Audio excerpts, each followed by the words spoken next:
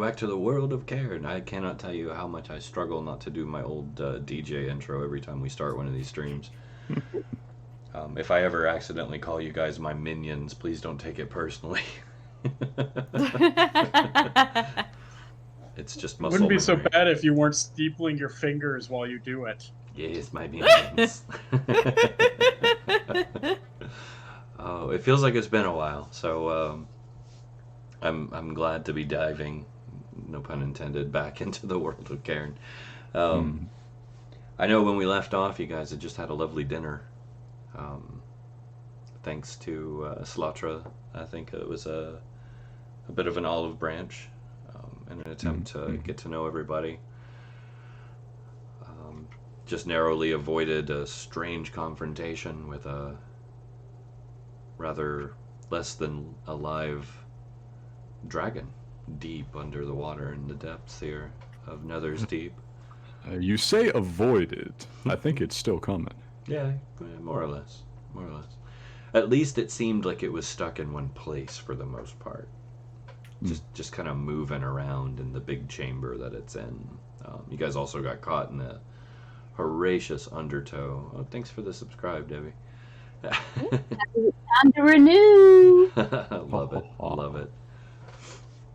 But yeah, you guys almost got caught in a really horrendous undertow there.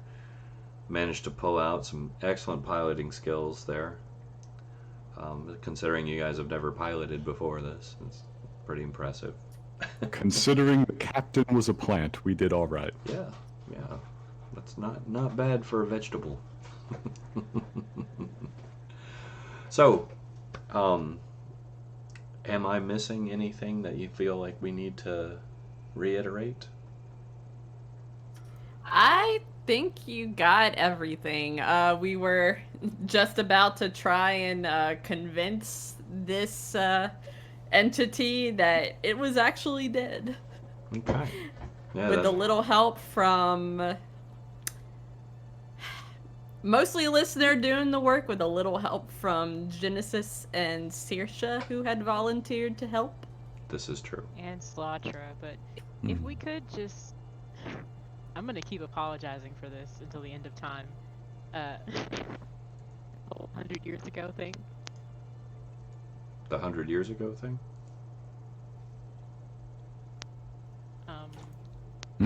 Yeah.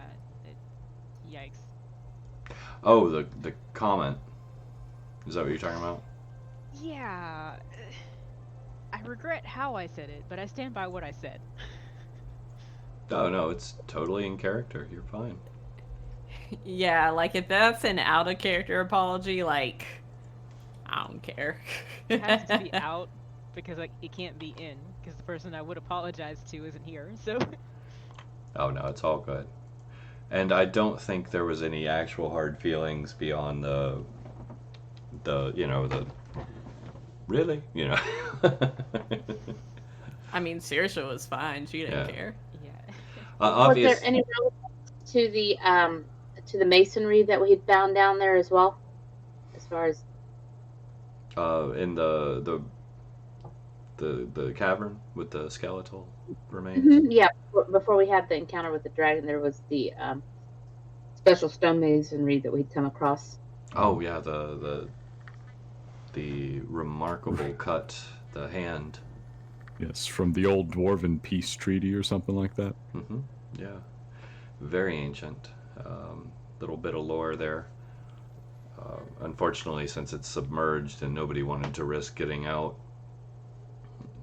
there was no further detailed investigation beyond what you could see through the portholes, but it was still an impressive sight, something well worth remembering for anyone interested in the dwarven lore, which I know a couple of you are, more than the rest. Invested, let's say.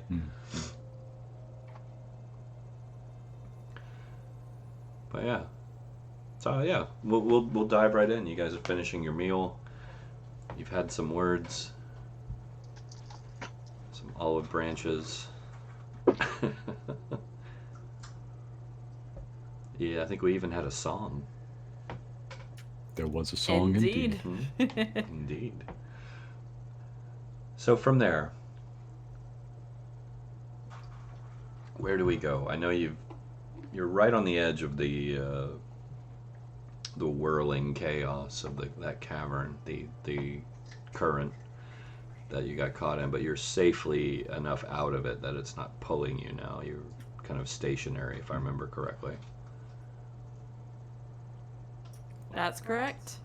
Think about the very last thing that happened was listener asking Genesis for help with what he's about to try. Mm-hmm. I think Genesis responded positively. Master Mist, you let me know.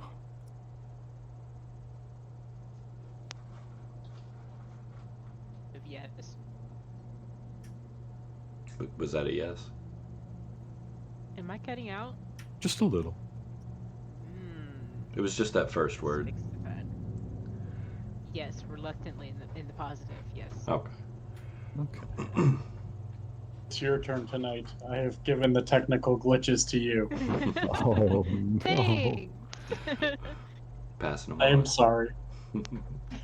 Passing them on. Oh no. But the next thing he'll do is actually ask, I must prepare. Please give me just a little while. And then he'll sit down over by the wall. Okay. Still in the mess hall. Still in the mess hall, not intending to go anywhere. Okay. He'll be incommunicado for at least a little while, so everybody feel free to panic and discuss. All right. What's everybody else doing?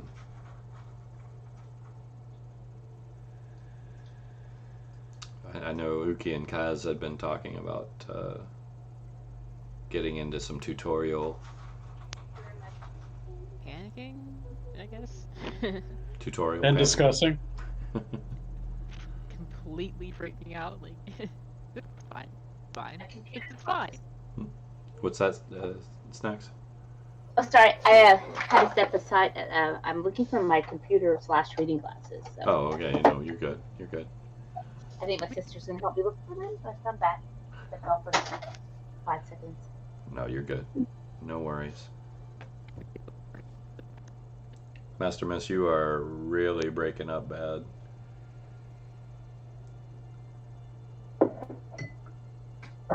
Like roboting. It might be connectivity. Yeah. Okay. It's all good. It's being so far underneath the sea. We can't. It's very difficult for the. It's like being on a New York subway. It's true. It's true. If worse comes to worse, if it gets too bad, you can always type. I know you'd rather speak, though. Hopefully you won't need to.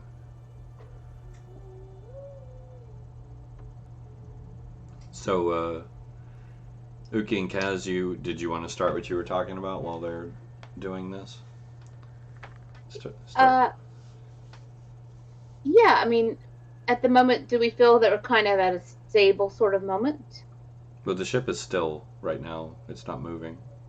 Okay. Your captain, quote unquote, is sitting against the wall, apparently preparing for something with Genesis. I imagine Slatra's kind of cleaning up after the meal. Sorsha, I'm not sure what you're up to. Just kind of chilling there. Okay, just chilling. So yeah, it would be an okay time to start instructing him in the fine art of guncraft if you wanted to. Yeah.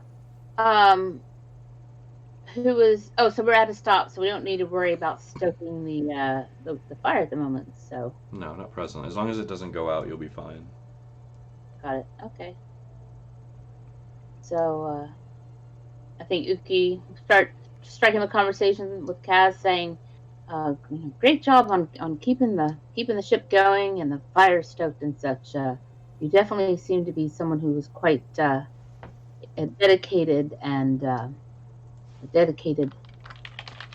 when it comes to working with armaments. Sorry, Mm-hmm. armaments."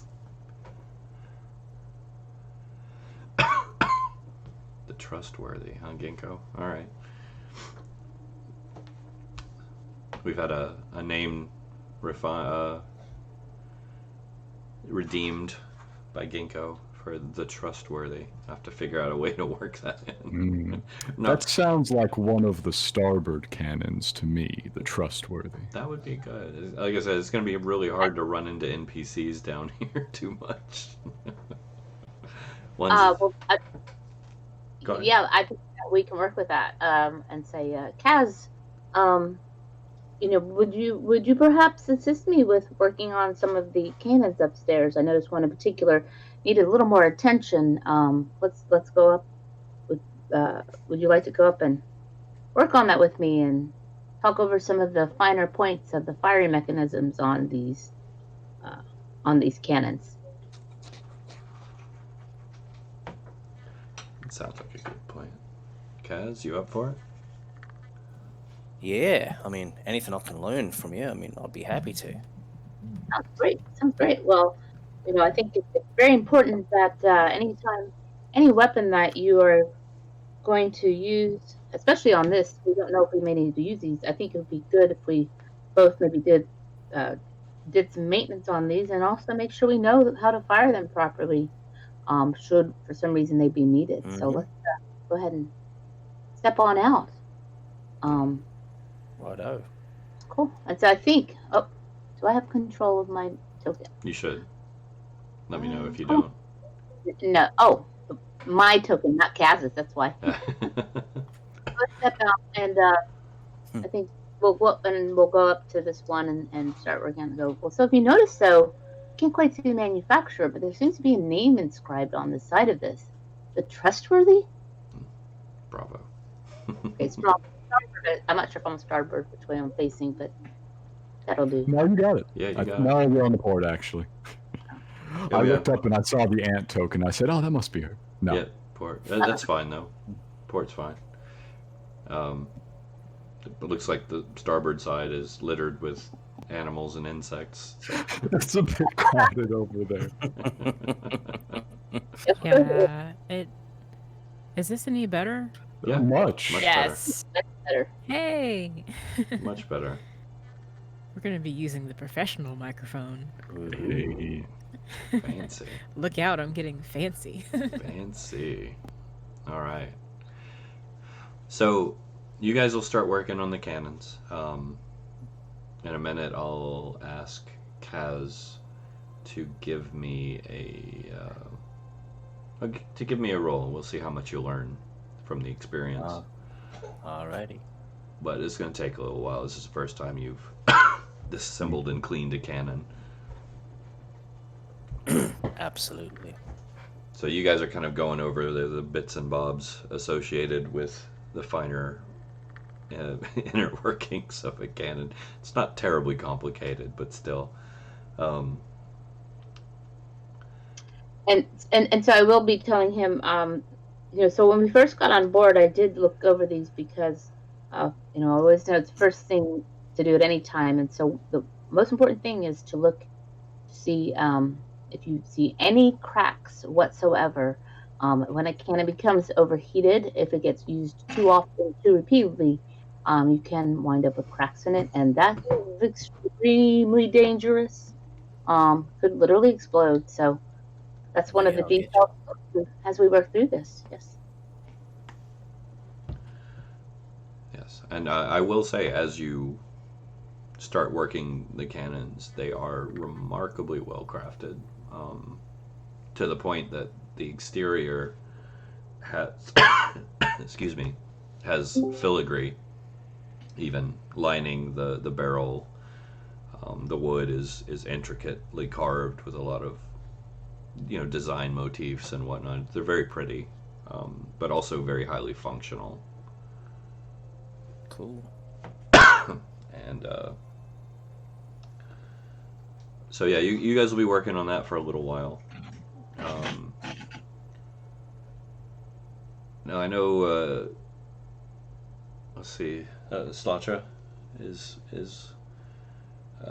with us, and excuse me, I'm so sorry about the coughing. All is well. Slatra and Sorsha and Listener, you guys are all three still in the mess hall. Mm-hmm. Still right up there against the wall. And Genesis is upstairs on the helm. If I remember, if I look, yeah. For now, yes. Genesis Unless is- I need to be somewhere else. No, it's fine. Well, I will go up there and keep Genesis company then while she's up there. Okay. Aw, yes. The dynamic duo back in action. Yeah. Da da da da.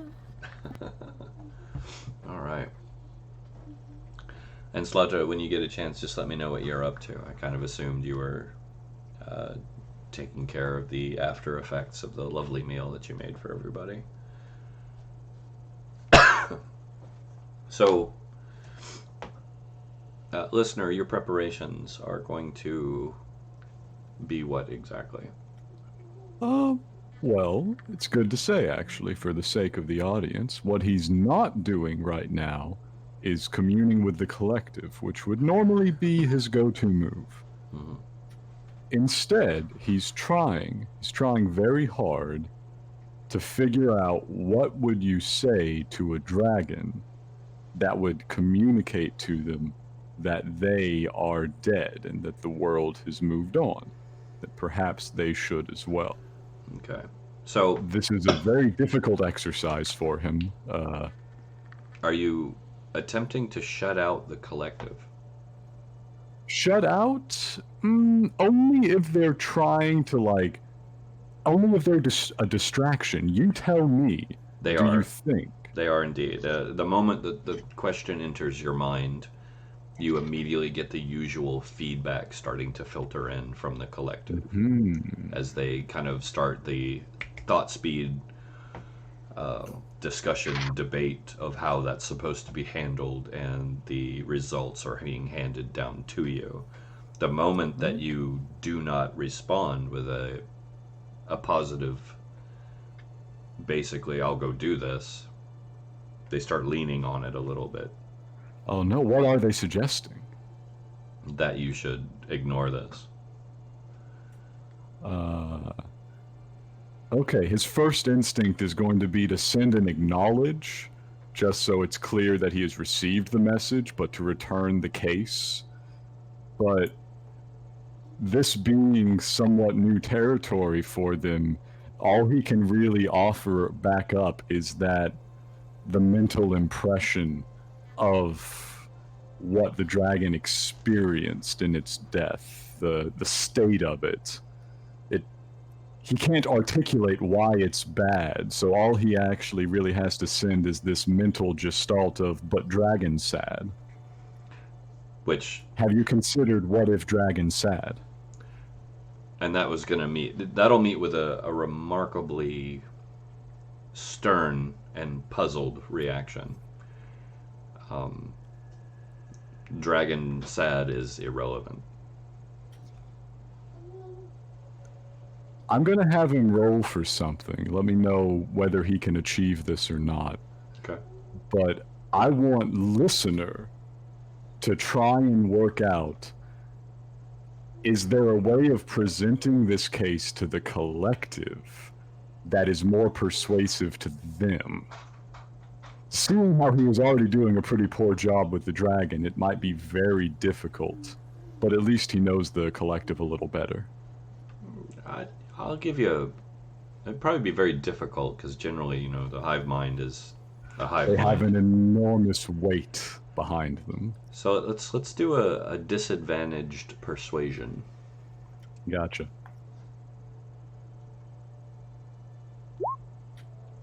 That's honestly better than I expected. Yeah. Yeah, you generally roll pretty good with listener. So yeah, I will say that once again you're met with another stern and this time slightly disapproving tone of, why are you questioning the way of the O? Do as you're told. This one I know exactly how he responds to it. It's obviously they don't really use a language internally, but the gist of it will be the purpose of this appendage is to comprehend death. The comprehension is here in this appendage. The purpose of this appendage is to be an appendage. I'm gonna give him a chance here. Okay. I'm gonna let him see.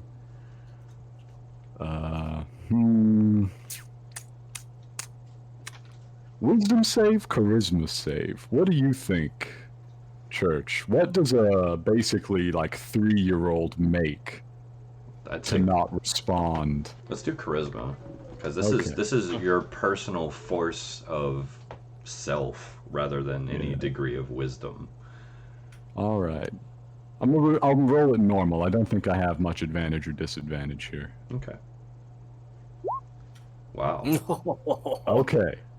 Listener. That's impressive. That's This is a impressive. day of strong breakthroughs for him.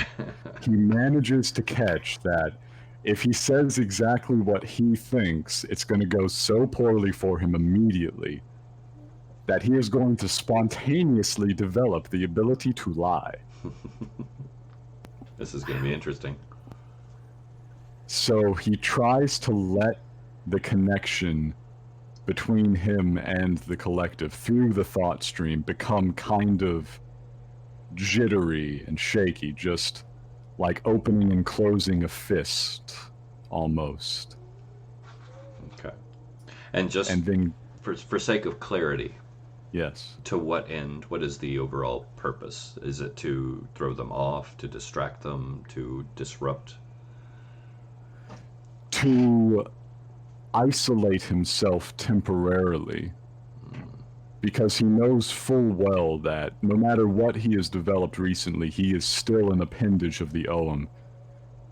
He doesn't know how to do what he wants to do and also not make them mad, so the best he can really do is just make it so they can't see him to the best of his ability. And the fact that you've achieved this thought stream in and of itself is remarkable. He's made it so far. Yeah. So basically at this point, we're going to start doing concentration checks. Fair. Because the moment that you disassociate and the normal flow of open, completely undisrupted communication stops on any level, they're going to start pushing to find out why, what's going on, and if this is potentially a threat to the hive, if something has happened. So we'll go ahead, we'll start with one right now. Just do a basic concentration check. If you don't have a concentration, we'll just use basically a con save. Gotcha.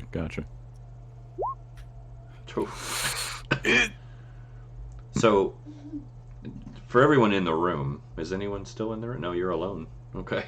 Just chilling there. So yeah, you actually like stumble a little from the force. Oh no, I'm standing up at this point, so I take a step or two. Yeah, and it's like they're pushing into your head, and they're starting to see cracks in what you're doing. One more fail, and they'll be on to you. Oof. Okay. Genesis, where are you at? At the helm?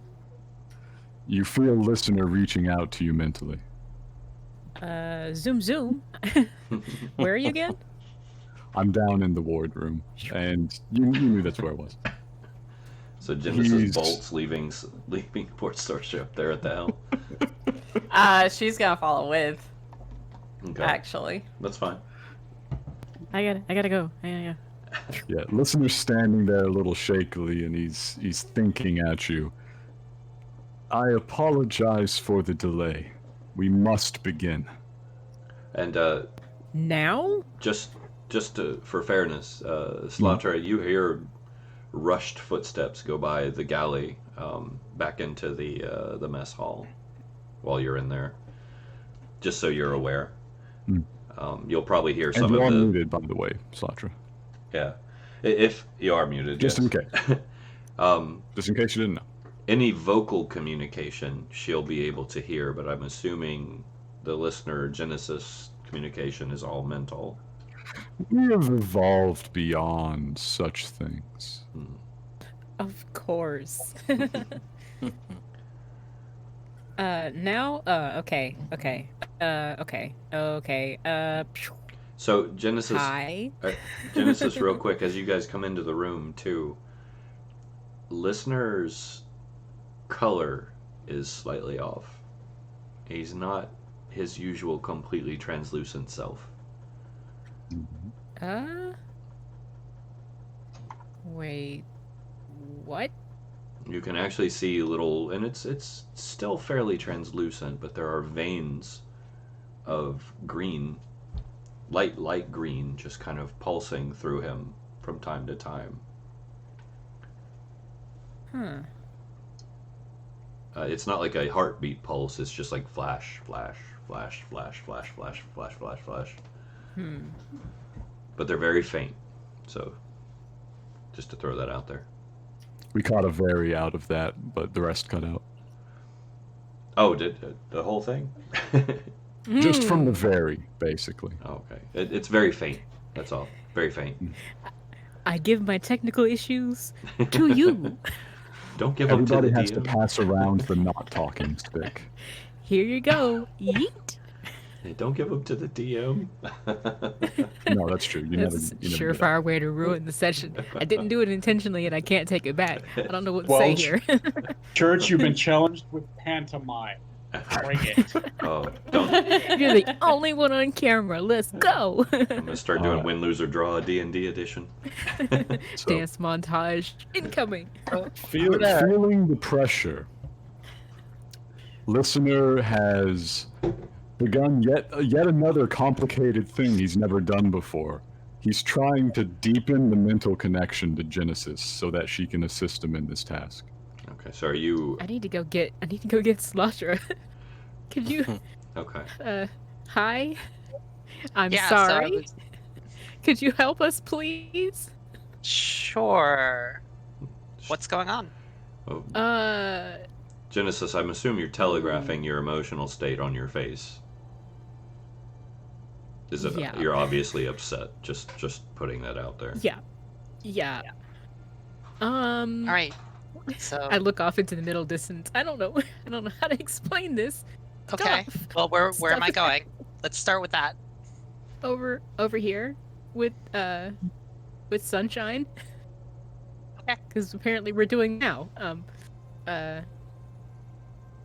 Yeah. The classic. Fuck it, we'll do it live. Fuck it, we'll do it. Yeah. live. It's just we'll make it work. Whatever.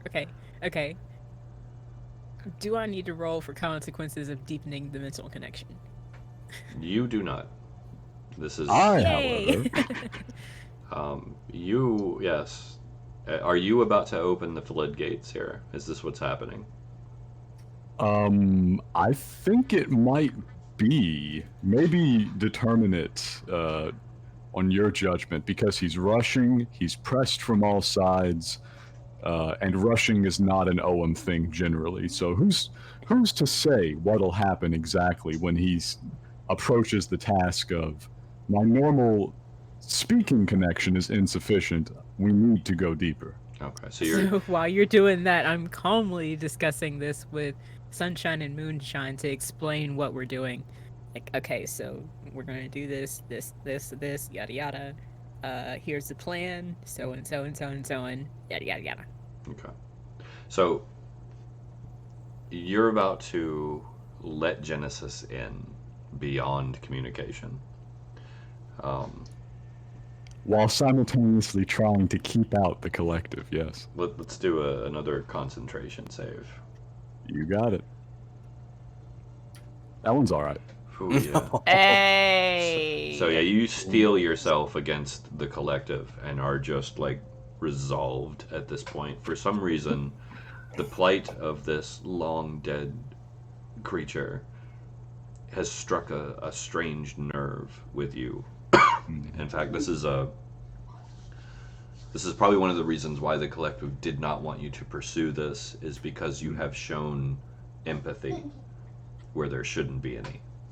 Yes. and that makes them nervous.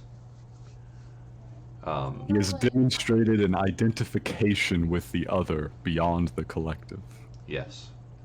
So now, I think with that nat 20, listeners should get an auto success on the next time he should make a concentration save. Just my personal opinion, though. no, I'll let that go. But I actually, instead of that, what I'm going to do within that 20 that you got, as you open yourself up to Genesis, and Genesis actually gets a look inside your mind for the first time, a real look. The flow of information, the speed, the depth, and the quantity of it would normally be enough to knock a human unconscious. It's way more than a human can handle. But you, with your nat 20, take that into consideration and trickle in the data at a speed that Genesis can handle without it hurting. So Genesis does not need to make a con save to pull this off. Nice. Got a very powerful listener tonight. Yeah, it was because that likely, not likely, but possibly could have knocked Genesis out of the running for a little bit. All right, so Genesis, you do feel it though. As that gate opens, this is like sticking your face in a fast-running faucet of data. You had heard listener's voice before, and it sounded a little like rustling trees. What if that got a bit louder and there were just millions of them in every direction? All of the rustles they come into focus, and it's not this vague background noise. It's a collection of sensation and disparate threads of thoughts all at once. Okay. Here's my as I've thought this out, okay? Communication is never just one way, ever. Especially when you're talking to somebody, there's always like a feedback of them listening to what you're saying. Mm-hmm. So my thought process is that as I look into your mind, you can see into mine. That would also be his intent, so I imagine so. Okay. So I need to do some ambiance work as to what you're envisioning. Hit me. We didn't do the warnings for this stuff yet, though. Yeah. Hit them with that. There is a bit of a trigger warning with what you're about to hear. Bless you. Players and listeners alike. Deep tragedy, family issues, things with children. Just, you've been warned. We are an adult stream. I was gonna ask about that at the top, but I forgot. You're good. And then the mic issues happened. So. No, you're good. You go ahead. You have the floor, my dear. Okay. Get ready to get absolutely wrecked. I'm sorry. Okay. As you trickle in the information into my mind, you get like a bit of a feedback as well. If you could have one emotion during this, it would be the slight sensation of falling and sadness that doesn't end. Mm-hmm. So with that sadness comes like, okay, so you know how when there's a tragedy, there's always people who rush towards it to help out? Yeah. Picture like a Twilight Zone otherworldly experience in which slowly the entire world is being engulfed in flames and everyone just figures, meh, someone else will do it, or this is how it has to be, or some variant of that, some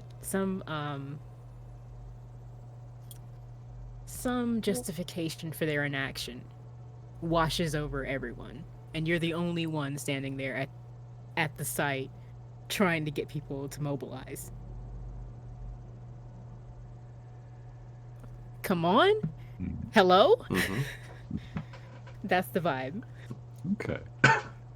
Listener's very receptive to this vibe at the moment. It has some clear parallels with the situation he's in. Very much. So Very that much. link, that particular emotion, it comes very strongly. Okay. Gentle flute music, like, just fades into your brain, and with it, terror. Ooh, terror is new.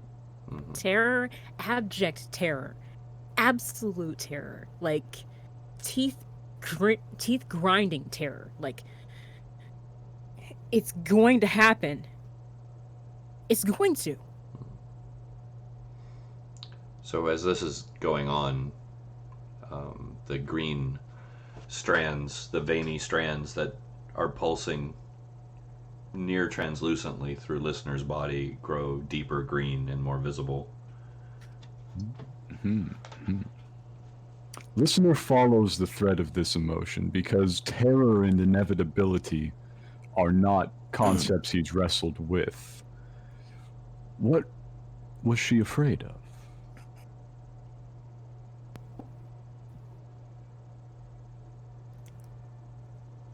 Okay.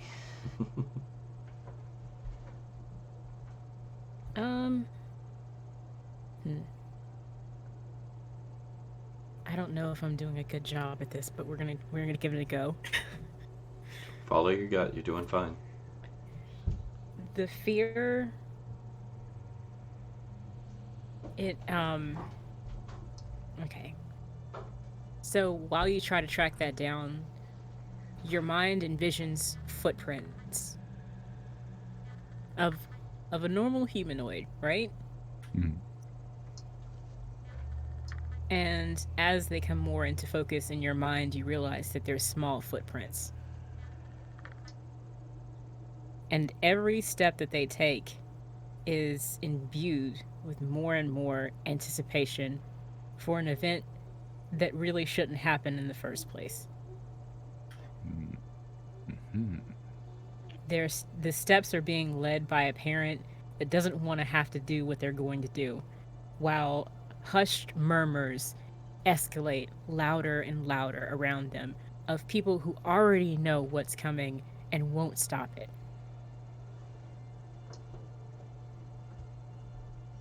And that flute music gets louder and louder. Coincidentally, you think. Why is that even there? It's not even a part of the story. Yet. Mhm.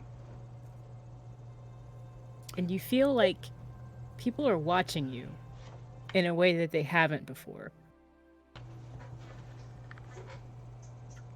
So that's what's coming in. That's what's like, you're waiting for the beat to drop at some point. Okay, listeners That's the beginning to vibe. find yet more sympathy for this. He is, as they say, under the gun right now, though, so he follows it even more quickly, as much as an Oem will rush anything as he proceeds. He wants to know, where does this go? So this is coupling with what you're already enduring. So let's do another con check. Alright, I'm gonna give it a try. Okay, not bad. Still holding out. Still holding out. Okay, go ahead.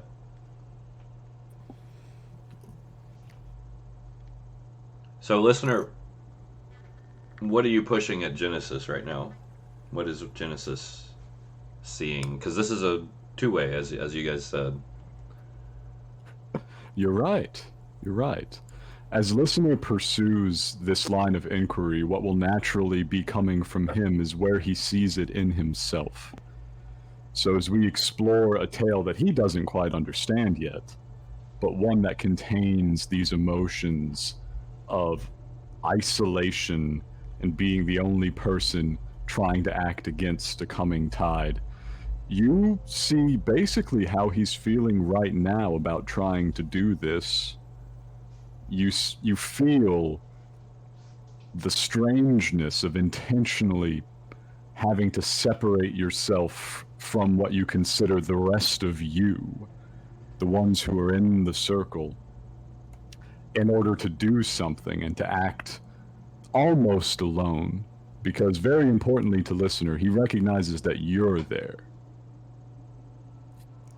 It's still, you see an image of yourself in his mind, and it's almost like a drawing. It's like a kid's drawing, not quite a caricature. It just doesn't know what a person's really supposed to look like, but it's definitely you. And you can feel something kind of a weird two-sided nature to listener. He is turning an almost unfathomable mental energy to the task of interpreting you, holding off the collective, and preparing to reach out to the dragon. So this is just an engine of a mind that would be very strange for mostly human things to look at.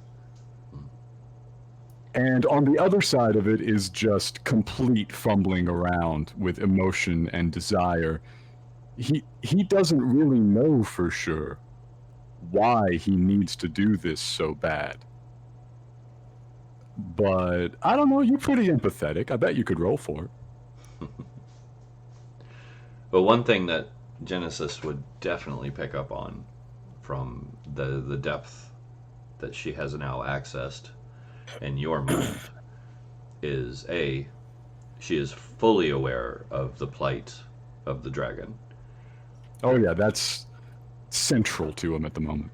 Fully aware that this creature in death spiritually has been holding on to what she believes is her lover, desperately trying to pull him out of this undertow for over a century, not even aware that they're both long gone. The ache of desire and fear and the overwhelming oppressive nature of what that would be like, that sensation that you are all too well aware of yourself, but stretched out over a century of non-stop continual pain. This is hitting you as you reach into listener's mind and you are seeing what he is actually trying to do.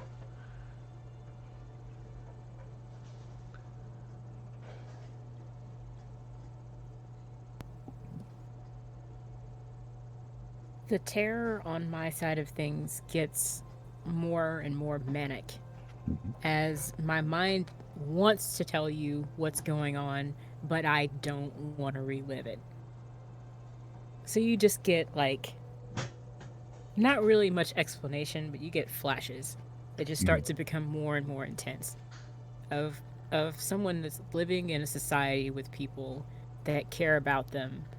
Like, that nurturing feeling, you know? Like, when you're at home and you're warm, that feeling of looking around at people and knowing that they have your back.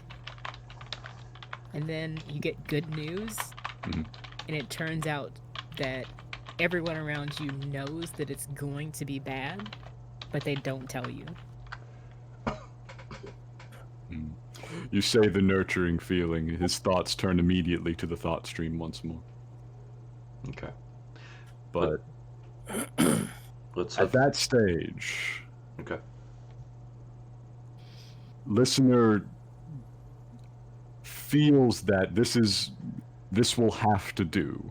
He will have to trust Genesis that she's so much better at these emotions than he is that she can work the connection instead of him having to work the connection.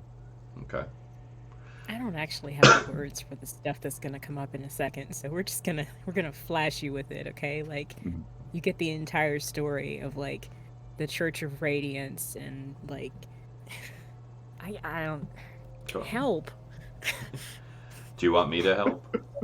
Help. Do you want me to help? I don't know what I'm doing. I don't know what I'm doing. I don't know. Are you wanting him to get the full story? I prefer to interpret this as in character. Please. Okay. So the footsteps, the warm society, the good news, the collective feeling of togetherness turns into like, okay, yeah, we're gonna add another person to this. It's gonna be a great feeling. It's gonna be it's gonna be a good thing. It's gonna be an addition to the society, you know. This person is gonna grow up and develop and become someone and do good things in this post cataclysmic world, you know. It's a new life you're bringing into it. It's positivity. So you get that feeling, and then you get the murmurs behind your back of like, oh man, they don't even know what's coming. They don't even know. And the whispers of having to pay the piper and just superstitious mutterings that just swell to a point where you're like, are you serious?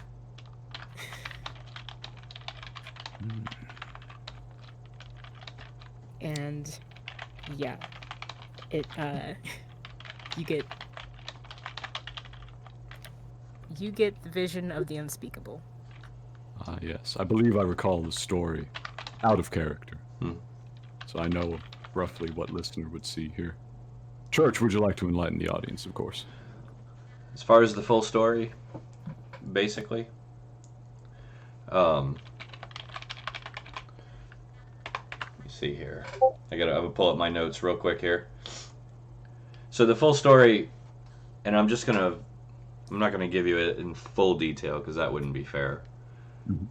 But yeah, you do get images of a church of radiance, a religion, a weird thing in this world. Most of the existing religions, the newer ones, not the old ones, tend to have negative sides. You see images of that. You see images of the people there. You see images of a purpose that you don't fully understand. You see a child. You see a toddler-sized drawer built into a stone altar surrounded by fire, and you get a sensation of horror. You get senses of confusion. You see scratches in the side of the drawer, little tiny scratches. You get images that there was not just a few of these scratches, and then suddenly the realization dawns on you that human toddlers have fingernails until they don't. You get the sense of panic at this point. You get the sense of a desire to run, to escape. You get the sense of a high place and a desire to succumb and just be free. You get the sense that something horrible is about to happen, and then that's kind of where it cuts for you. At that point, you're both a little overwhelmed, and I will need another concentration check. We trying for it. We trying hard. Okay. Okay. That might be a 20, but he's still barely holding on. Barely. All right. So from listener's side again, let's see. Yes. So from listener's side, this feeling like the ultimate moment of deepening this empathic connection, you begin to see beyond where listener can see. He is too new with this to be able to see within himself, and really, even amongst people who are well practiced at it, who can do that. You go past the dragon. The dragon becomes just a symbol. And I don't know, did Genesis ever, at a young age, turn away from her father just to make sure that she could? Children do this. They grow rebellious. And it's normal, it's natural, but it still doesn't feel quite the best when it happens. So you see just this kind of vague mental image of a limb falling from a plant. A tree beginning to lean away from a much larger tree. And beyond that blackness, out there is the self unexplored. Yeah, I mean, I think I know what you're going for, but I wouldn't exactly put it in that term, in those terms. With Genesis being raised in like an anarchistic society, they wouldn't really have strict like mother and father roles. You'd kind of be raised holistically by the collective neighborhood. Mm-hmm. How would Of Genesis sorts. interpret this? So, The Owen are very different.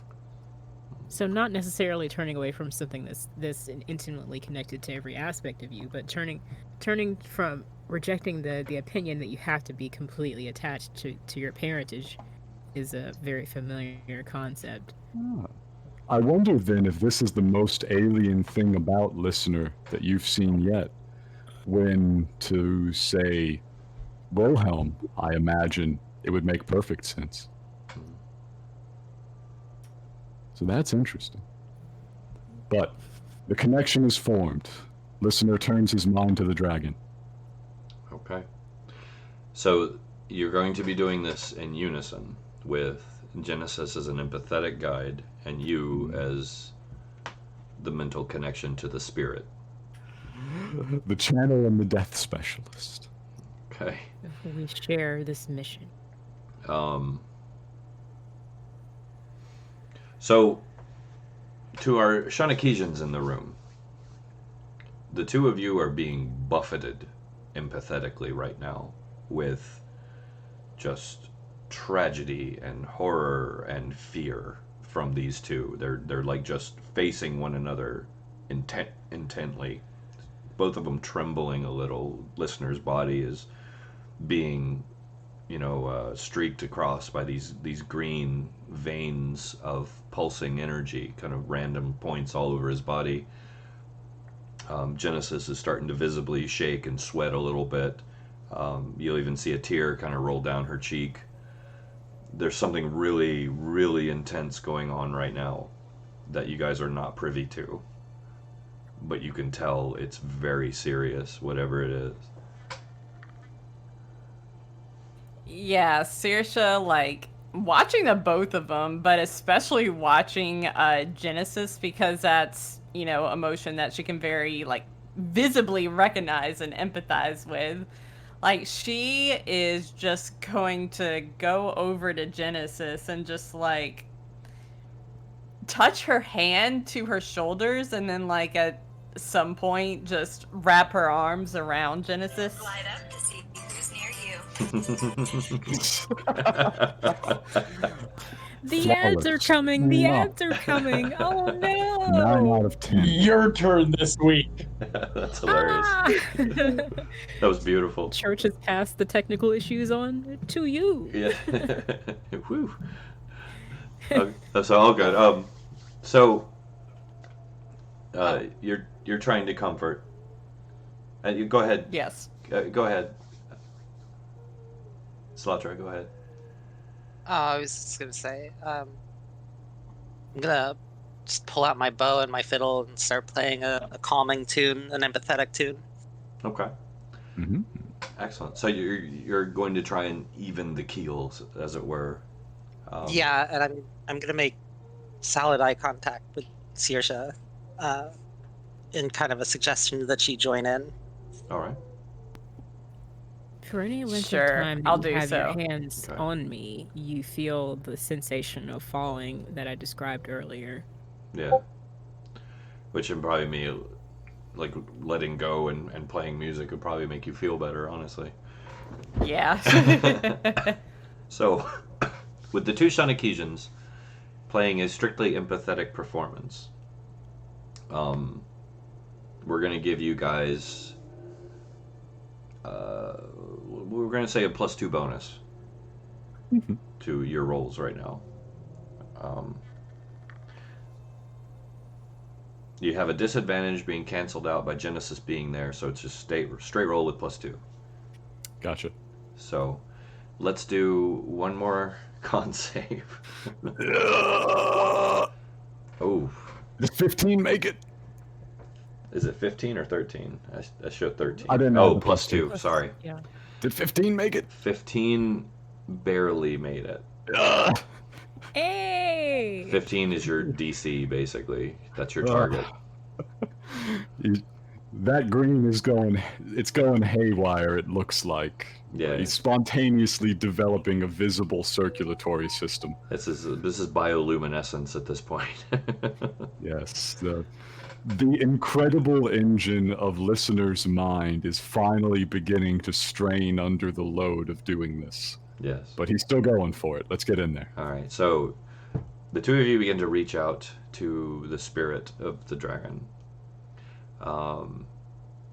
Immediately, the moment you make that connection, both of you, it's like a punch in the face, because we're talking about a legendary ancient creature, and the level and depth of emotion that it's feeling in death, dragged out over a century, is just boom, hit you all at once.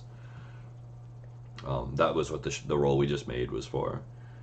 So you've established the connection. Genesis, you're gritting your teeth right now to just endure this based upon the things you're reliving, the things that are happening right now, and what you're experiencing from this creature's perspective through listener. You're holding on, but it's tough. Listener, you're reaching into this creature's conscious spirit. Mm-hmm. What are you doing? So, when we last spoke to the dragon, or when listener last spoke to the dragon, he told her that he was a speaker to the dead. Mm-hmm. And she reacted with just, so what? What does that even mean? Mm-hmm. He opens again. I have come back.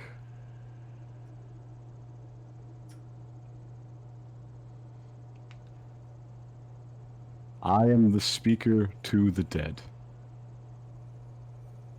I must tell you what has become of the world while you are down here, at the edge of the abyss. I fail to see how this will help me with my love. So now, that being entirely beyond listener, he reaches to Genesis.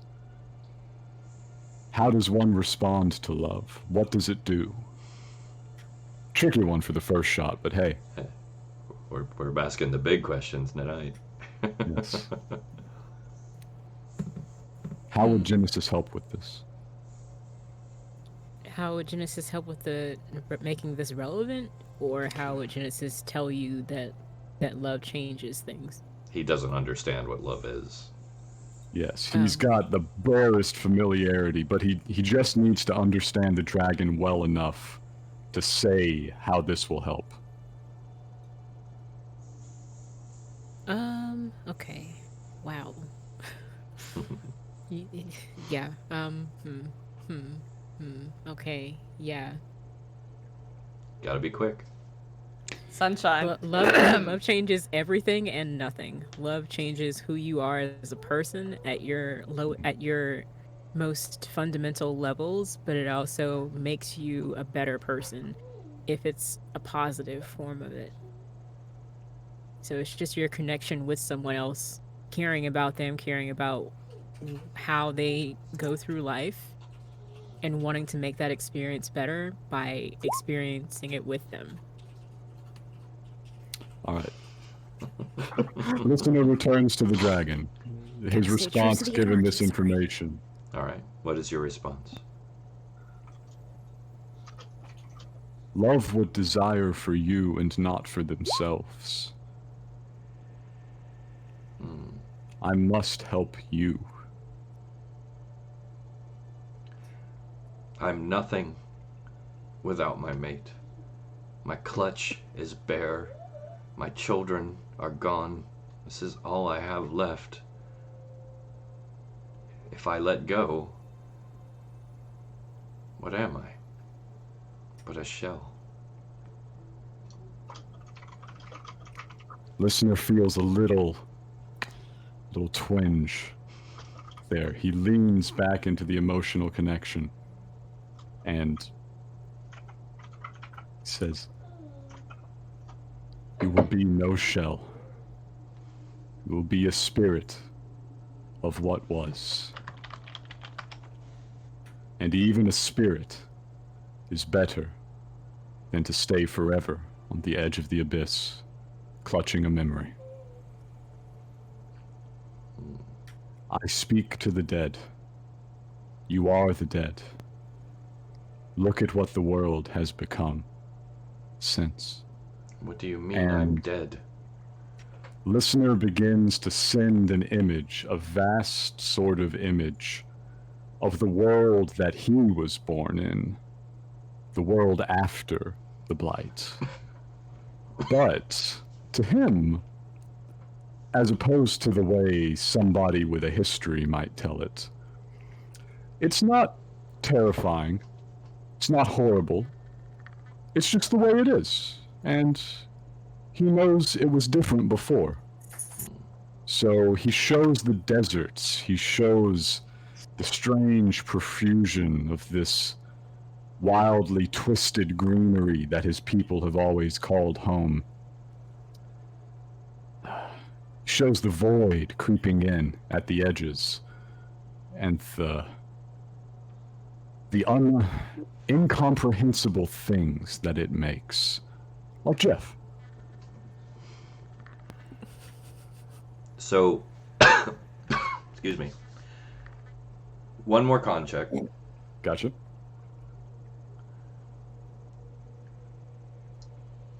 Come on, he's got to get this. Yes. All right. So, you basically show the world to the spirit as it is now, 100 years after what happened. Yes, and to listener, this is important. He will show the spirits as part of it.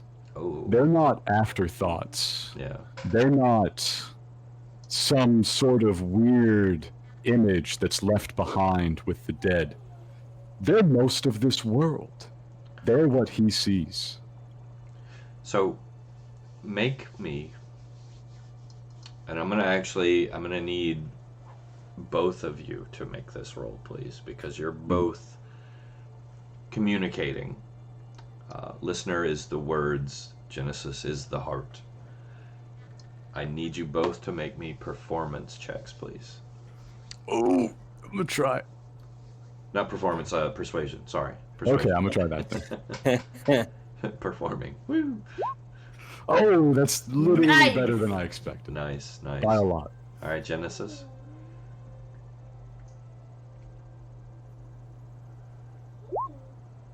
It's okay. Okay, number loaded in. So, a wave of movement rocks the Orti. Everybody on board kind of shuffles, and you feel the entire ship shudder. And those of you, I guess that'd be Uki and Kaz. Wilhelm, where are you at? You down below? Yeah. Yeah, I'm down by the pool. All right. And So, Jeff. so the pool will start splashing. I won't make you roll to avoid it, but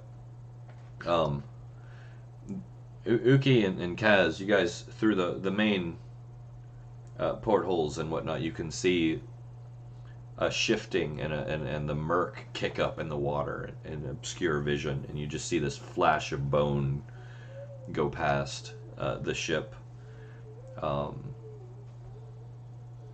Genesis and listener, you get this barrage of anger and sadness and confusion and realization, and everybody suddenly hears this scream, this roaring scream, just echo through the depths. It's enough to where it hurts your ears a little bit as everybody's rocking around, and then silence.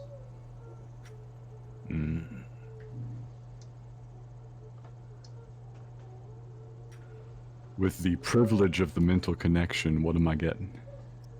That's what hurts, man. It's the quiet after. No matter how much you scream, sometimes it just doesn't matter.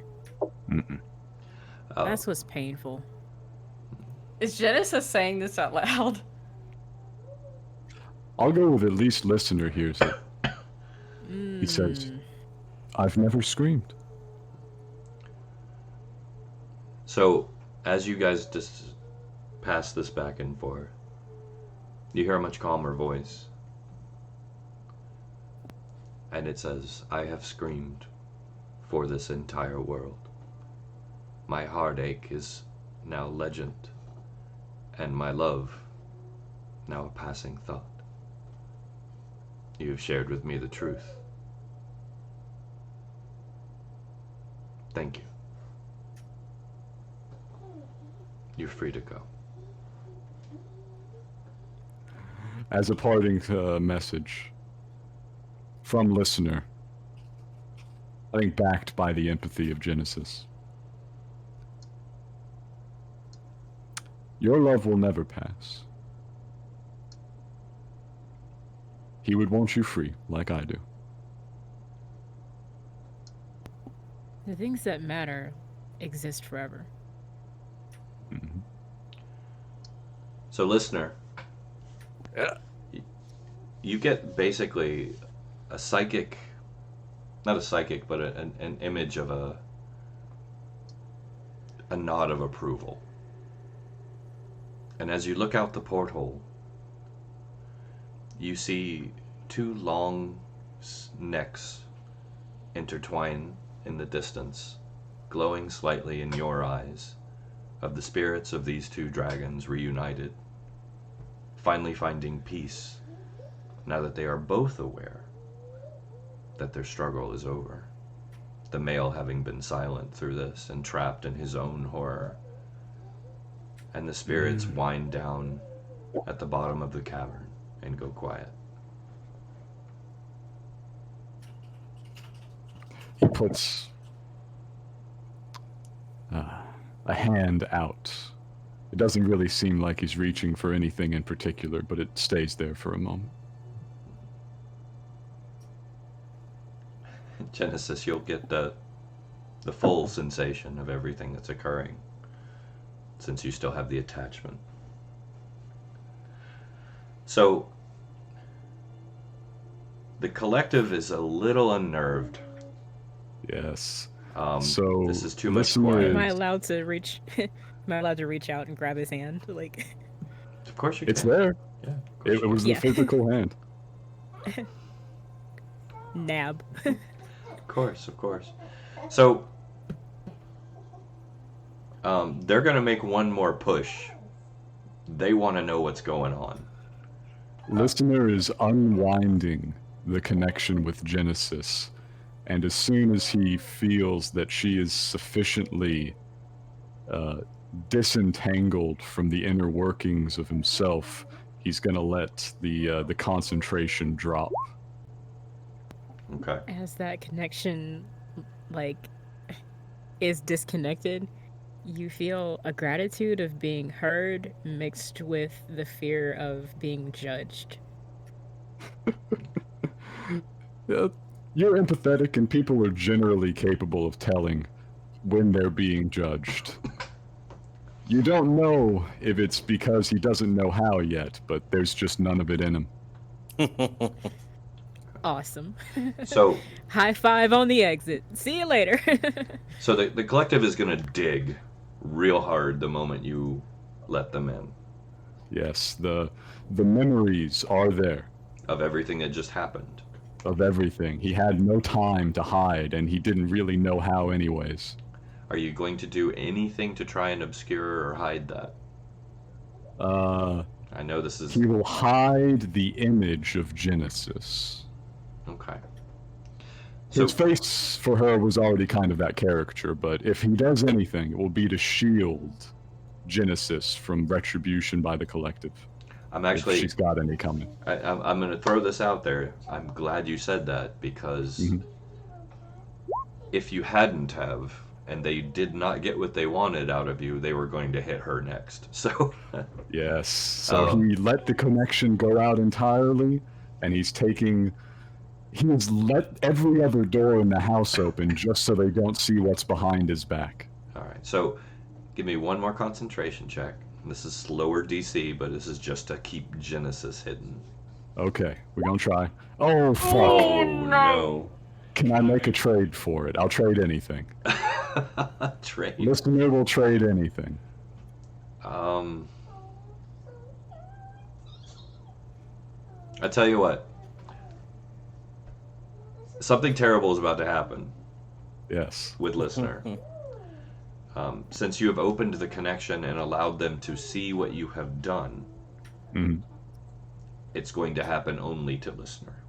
That'll do. There's no need for them to have retribution to Genesis. But yeah, this is about to happen. All I right. can't help with that in any way, can I? No. He's intentionally made sure you're out. Yeah, not unless you try to break through his mental defenses to do it, which is only going to make it harder what he's about to go through. And you've finally seen exactly what his mental defenses are. Yeah. Chopped So up. I'm holding on to that hand like, all right, you got this. You can do it. You can do it. So you drop them, the defenses. You feel the collective fill the space. You feel confusion and anger and outrage rip through your mind. Basically, you are getting just buffeted with the equivalent of traitor, fool, idiot. What have you done? You've let another one in. You've let multiple things in. You've condemned us to potential threat and danger. You are hereby severed from the collective.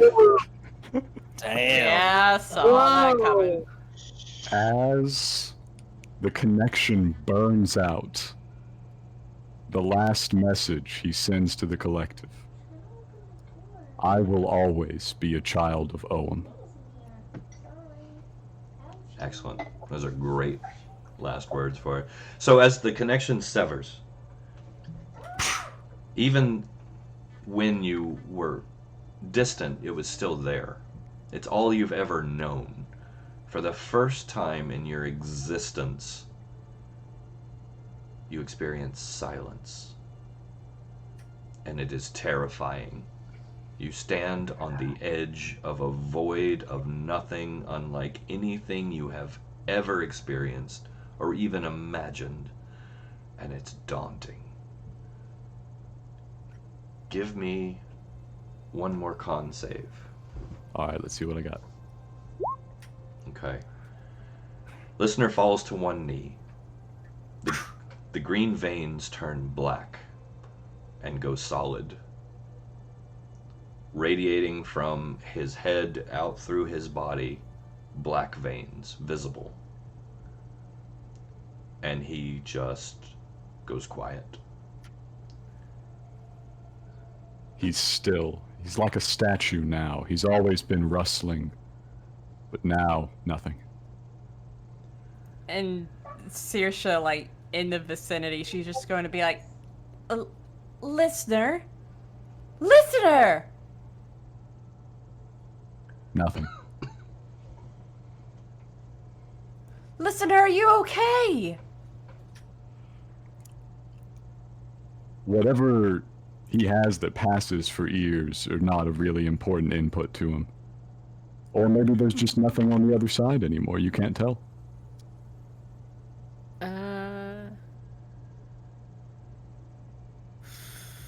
She tearfully looks from listener to Genesis and back to listener, like you can tell like there's confusion and sadness in her eyes right now, like she wants to know what the hell just happened. It's the silence after the screaming. Well, what does that... Is listener okay? No. Is he alive still? I don't know. Where's Wilhelm? Not much good he'll do, but you do know Hmm. how to get a hold of Listener if he's around to get a hold of. The tears in like the bottom of her eyes just start to like grow more, and they're threatening to like roll down the side of her cheek now. Oh, yeah.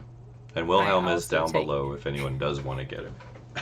I also Yo. take a knee, and I'm intensely staring at you.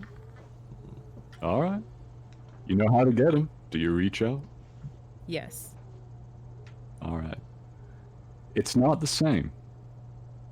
It was, he had a presence before, and the presence is very, very different, and it's very, very small. And you're not really sure what it's feeling. When you link up, and you do link up, he's still in there somehow. You get, I am alone.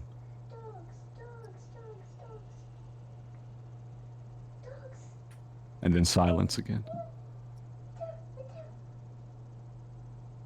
No, you're not. It takes him a very long time to respond to that. You're used to communication with Listener being speed of thought, multiple streams, beyond what any normal mortal creature could manage. It feels like you're waiting for a letter. But We're all here. you get back his kind of caricature drawing of your face. It feels like a question. Whatever the question is, the answer is yes.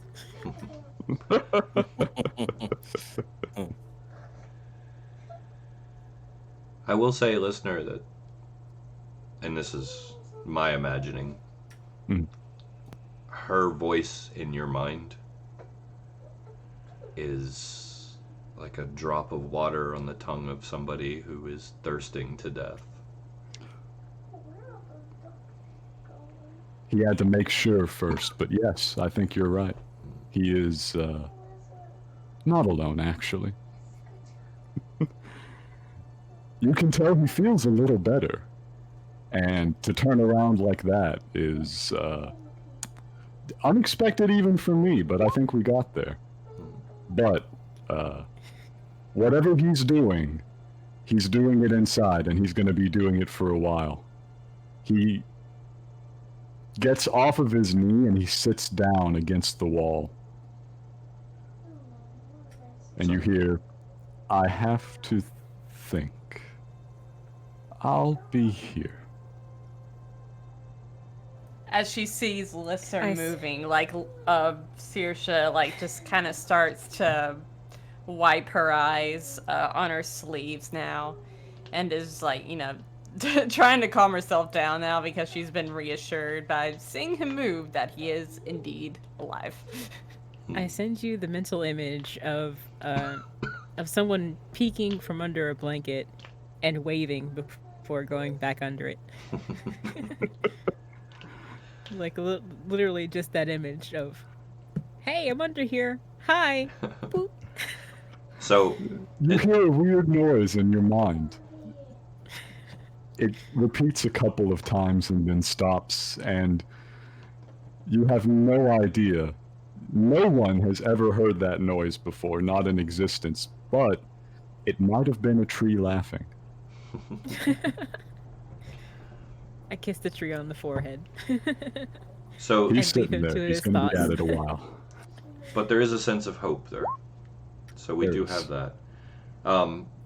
So as you guys are recovering from this, I do want to cut over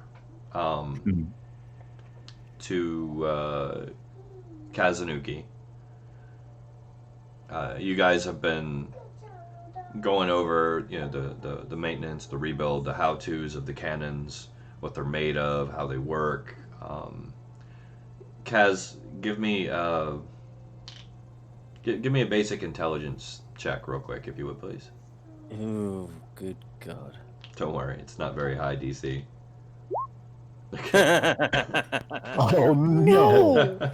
Oh, So, oh no! Actually, you know what? well, As a Death Slasher Strider, I've got action dice, right? I can add a d6. I if you'd guess. like, I mean, go is for it it. even worth it? If I roll a Every 6, little that's bit helps. 11. You can do this. You got it. Go for it. You got it. You got it. Come on. Come on. Is it / roll? It is. I think. Oh, that fabulous bean footage. There you yes. go. Look at that. So, with that, you actually have figured out how to work and maintain a cannon. You are now proficient to use them, which is a basic. We'll call that a basic firearms proficiency. So you're on the track. So just as you and Uki are sitting around and you have your like eureka moment, you're like, I've got this. I could totally shoot one of these at something. Oh my god. Just as that happens is when the ship starts rocking. Oh! Like something just shuddered and shifted horribly, and you see the flash of bone go across the portholes, and then silence, and then a moment later you hear that ear-piercing just scream, and then silence again. You and Uki are kind of left wondering what the hell just happened. Right. I didn't touch it. I didn't touch it. It wasn't me.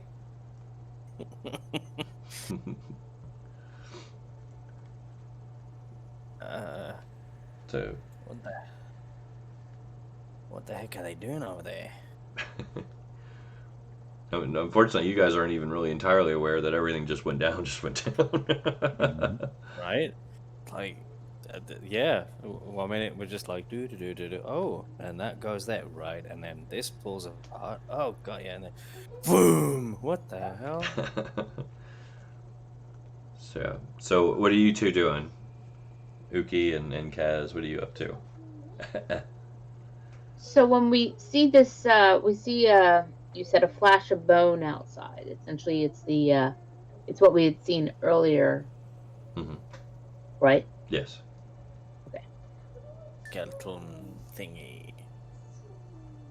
Well, I guess I'll have a I'll try and look outside the holes. I guess the windows, portholes. All right. Are you looking out into the cavern? Yeah. Okay. So, give me a perception check, please.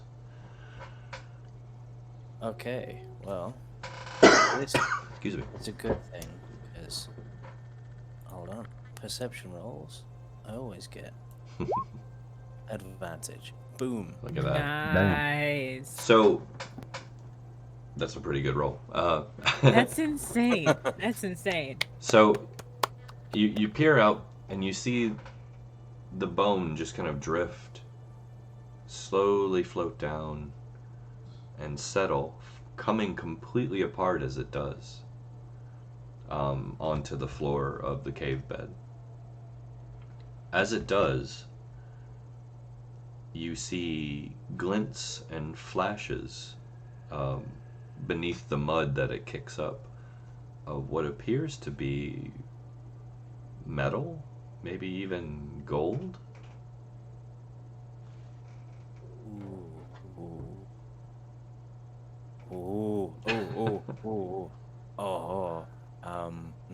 Okay. I need to go tell someone about this. Okay. What is Okay. it, Kat? What did you see? Right. There's metal down there. It looks like gold. I don't, It looks like gold, or do you think it really is gold? I Do you, I know that we discussed a bit of metallurgy over the last half hour or so, but perhaps I should take a close. Can you point what direction did you see it? right there. You can see it glint. Yeah, it's like yellowish, kind of. I mean, it could. Okay. To me, it looks like gold. It looks like gold to me. They're right there. Right there, pointing directly at where I'm seeing it. Can I do either investigation or perception, based on and then knowing of what I know of metallurgy to confirm that it's not gold, it's gold and not bronze? Of course. Okay. In fact, give me a perception check first. Okay. Okay. You're You're having a hard time seeing what he's pointing out. I didn't say up there, down there, down. I'm losing my absolute shit internally because I can't stop thinking, Kaz, what do your dwarf eyes see? Oh my god. Oh, lots of it. Brilliant. So Uki, you can see glints and flashes from the lights of the Orti. But it's not enough to really pull any full detail. Granted, there's some distance there too. Oh, So, wait. Oh, wait. Oh, we got some diving suits, right? That's true. We do. Are they good? Are they any good? Well, we've looked them over when we first got them. When we first got onto, we wouldn't have brought them with us if we weren't sure. Think we should perhaps investigate. Yeah, I want to kind of go and have a look. all right. Yes, I think that might be. We should probably go tell the others, though, right? Yes, let's go check in and let them know what we found, and I think it might be worth some investigation. I as unsure of am I about going out there. We've been seeing some interesting things, and frankly, I think I need to stretch my legs a little bit off of this floating box. So you're faintly aware that there is a group in the mess hall. Not really sure what they're doing, but you saw some people run down the stairs and go through the hallway while you guys were messing with the cannons, and so you're aware of where they are, more or less. Okay. Kaz is rather eager to, share his, eye-spotted gold. All right. So he's just, running, dashing. All right. Guys! So Kaz and Uki come busting in. It's a very. You get the scene. You get the feeling you just walked in on something very heavy. As you bust in, you're like, oh. You see, like, Saoirse's eyes are red from crying, and like her eyes are like growing like a brighter green than normal, which is something I've noticed in my own eyes. Like after a cry, like my eyes will turn from gray to like bright ass blue. That's like kind of what's going on with Saoirse right now. Her eyes are red, and then they look brighter green than normal. Ugi's focused on listener and noticing that his color color has distinctly changed. It's that, and not just that, but just almost seem to have solidified as well. And just, you all right? He's sitting there against the wall. He's got his back to it. He's got his knees up in front of him and his hands on his knees. It's a little weird to see. That's probably the most human pose you've ever seen him in. I think it's one of the first times he's sit down. Yeah. So now that he's been cut off from collective, does that mean he's not able? I mean, is he capable of still communicating with us? Mental. Yes. Mental. He does still have his ability. Okay. I'll say that just if he tries. Yeah. So he knows he can talk to Genesis, but Genesis already was kind of good at that. Do you try to reach out to him with your mind instead of, talking to him? I think that there's something that just kind of all of a sudden Uki feels a sense of something that she's not quite familiar with. Mm-hmm. It's probably almost like residual connection from listener before communicating with her, mm-hmm. and so that she feels all of a sudden like that she feels a sense of empathy that I think kind of leaves her open. Mm-hmm. So she's receptive. I don't so much think that she's reaching out, but more that she's opened up herself. Okay. Well, in that case, Let me if I roll. see your concern, then I'll tell you, I guess, that you should probably be thinking. But I guess my mind is I'm trying to keep my presence like a calm Yeah, you're pretty shook thing. yourself. Yeah, I'm trying to like bring it back in and make sure he's aware that he's not by himself. And even though I'm not really a good singer, I'm trying to like hum the melody of the song that I put in the Discord for like Oh. just to give you like a calm vibe. Okay, so I'm gonna make a perception check. Let's say I beat a 13. I can tell Uki's there. Okay. Fair. There you go. Oh yeah. Oh yeah. Very you know aware. everybody. All right. See all. You do hear, you feel listener connect, and you hear him in your mind, and it's like it's somewhere between when someone's losing their voice and they go all raspy and small, and when somebody's finally hit puberty and their voice is changing. Telepathic So voice cracking. He sounds very different, and if it wasn't telepathic, you probably wouldn't recognize him. Yeah, But he says, I am thinking. I'll be a while. Yeah, Kaz is just looking over at listening to the way he's sad and what it looks like. He's just thinking, yeah, that's weird. It is weird. And so Uki is, she is just in shock. Because from the time of just, this has been a creature, an individual that she's been fascinated by, and just to see this dramatic change because of the fact that, this is the loyalty of the party, the loyalty of these, of these people that she's been with, and so she's just kind of just in shock and a little rattled even. To see that kind of emotion, not so much emotional, but but to have that individual of such a center. He is a lot smaller, not in a physical sense, but yeah, I get what you're saying. Yeah, a bit diminished and such, and so it's just kind of realization is something extremely tragic must have occurred. Yeah. So it's almost like seeing what would happen to a revered mentor in the military who, after a loss of many of their men, and not just the loss of the battle itself, but the loss of literally like what she has seen, a commander who's crushed because of the loss of life of his own soldiers. Yeah. That's grief.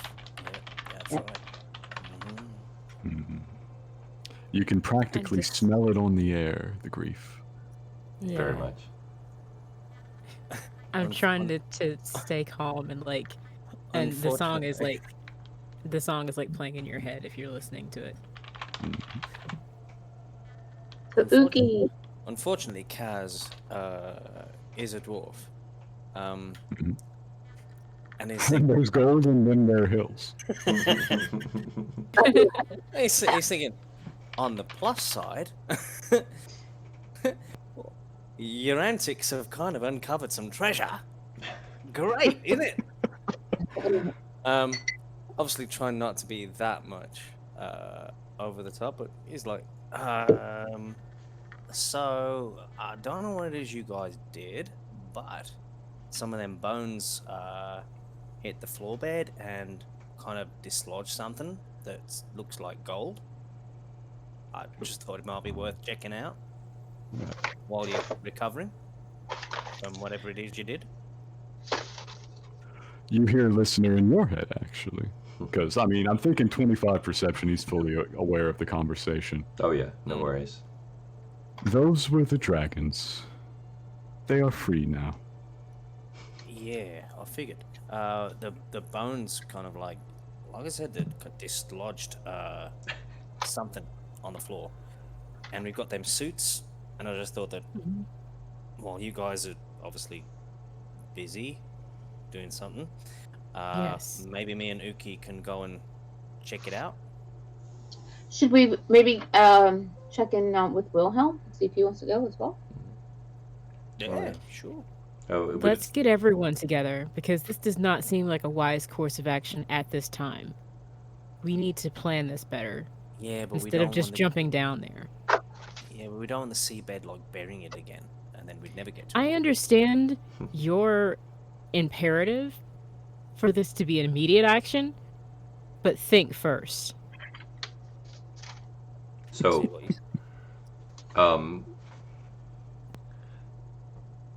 so you guys are working out whether or not you want to do this. Do you want to get everyone together to discuss it, or Yes. okay?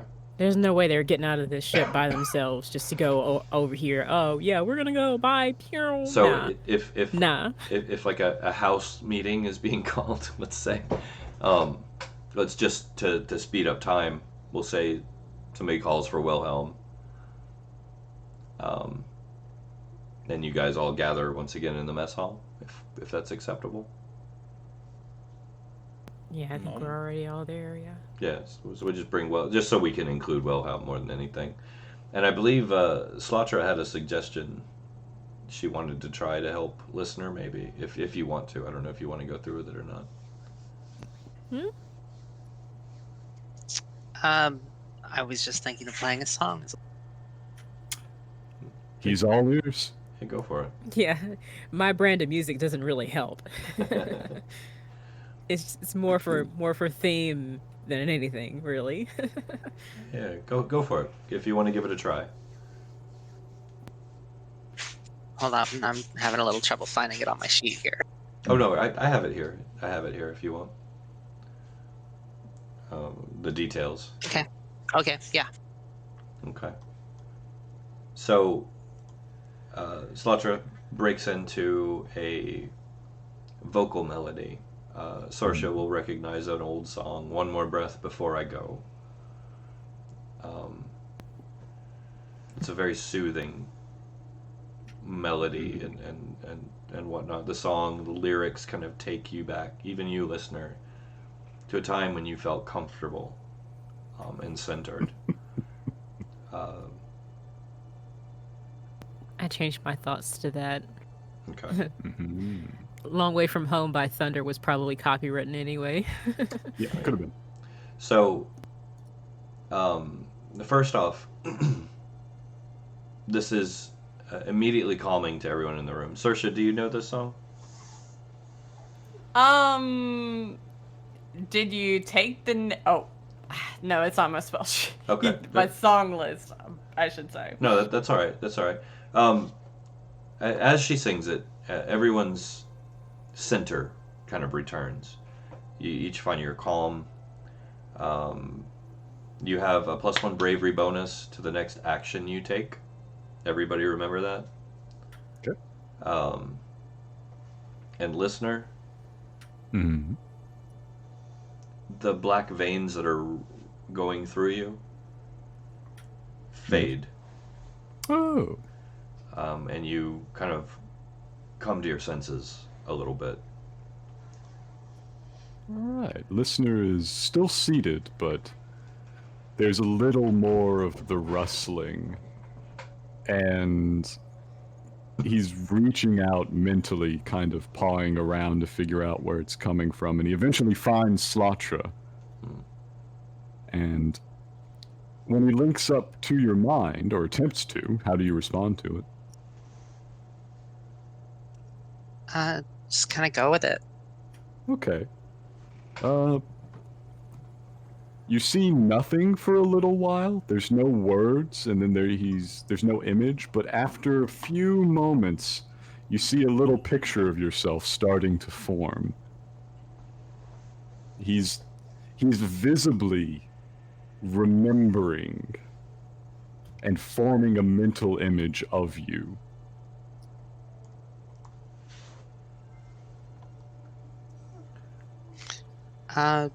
So I'm just gonna playing the song, but changing it just a bit to go with how the picture makes me feel, which is a little odd. Not everybody, especially not everybody with Slaughter's background, likes to feel seen. This is fair. But that's definitely what he's doing, and you get the sense he hasn't done much of that with people. So, with this, excuse me, with this change, the discussion that's about to happen, you're welcome to play a more active role in as far as your thoughts and opinions. You're still probably tenderfooting around with intent and full understanding of the world as it's now presented to you, Definitely. but you're aware enough that you realize this could impact you, and now that you are an individual, that means more. It does. And I feel that listener may certainly comment, even if he doesn't make a lot of participation in the discussion. Yeah. May I suggest we take our union break first? I am okay with this if everyone else is. I'm good with that. I'm good. All right, excellent. In that case, ladies and gentlemen, we will be right back.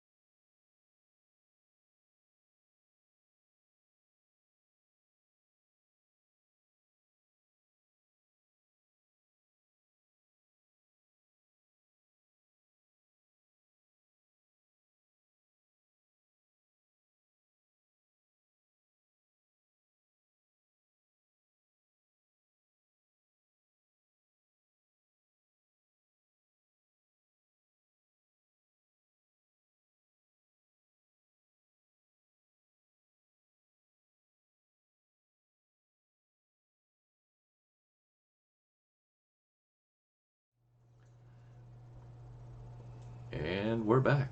Dun dun dun. Oh, my screen's good? Yep, we're good. We're good. Okay, we're good. All right, so I believe we were just about to have a meeting. Actually, any chance I can say what I was doing while everything was going on Of course. for the meeting? Thank you. I was trying to get samples from the moon pool. Yeah. Splash. Whoops. Yeah, I was getting water or anything else I could find for projects. Yeah, I remember we had talked about that. And I'll let that be successful. That's fine. Okay, cool. Yeah, I was doing that, and I'm also getting some water so that I can build a thing that will protect people against splashing. Aha. Yeah, so yeah, that'll be successful. You managed to do that before the craziness started happening. Okay. So yeah, they pull you up Okay. to the meeting. What's the name? What's the name? Chica? Chica? Mhm. That's my new fish. There you go. It's Chica. We now have a pet fish named Chica. It's ugly, has 2 mouths, 3 eyes, Chica. Chica Pika. and its tail. Chica's adorable. I don't care what you say. Chica's adorable. It is in a fish tank before we have the meeting. I put it in a little fish tank so it's safe. Then we go have a meeting. There you go. I have a pet. Chica. Chica, the mutant fish. All right, so Oh. let's have this discussion. Kaz, let's give you the floor first. Right, guys. In all the hoo-ha or whatever went on, something dislodged down there, right? And it could be very, very important for history, for us, definitely for history, and for us, and Did you mention history? Because Exactly what did you find? Yeah, I think I should mention it could be important to history, right? Mhm. The stuff that's been down there, God knows how long. It's not been touched in hundreds of years. yeah. I'm going down there, right? With or without your blessing. I want to get one of them suits on, and get a shovel, and go down there. I'm going to try and figure out what the hell it is. How far away is it? Not that far away. I mean, like 60, 70 feet down there. I can fly over, so you're closer. Yeah, I mean, I Fly. could point out where it was. I mean, Dive? Oh, Walk. This thing walks. yeah. Dip? that's true. Sidle? But do remember what happened last time you went into the cavern with the Orti. Mm. If I may, I don't believe that's a good idea. Hmm. I assume you're referring to taking the suits. How far do they stretch from the ship?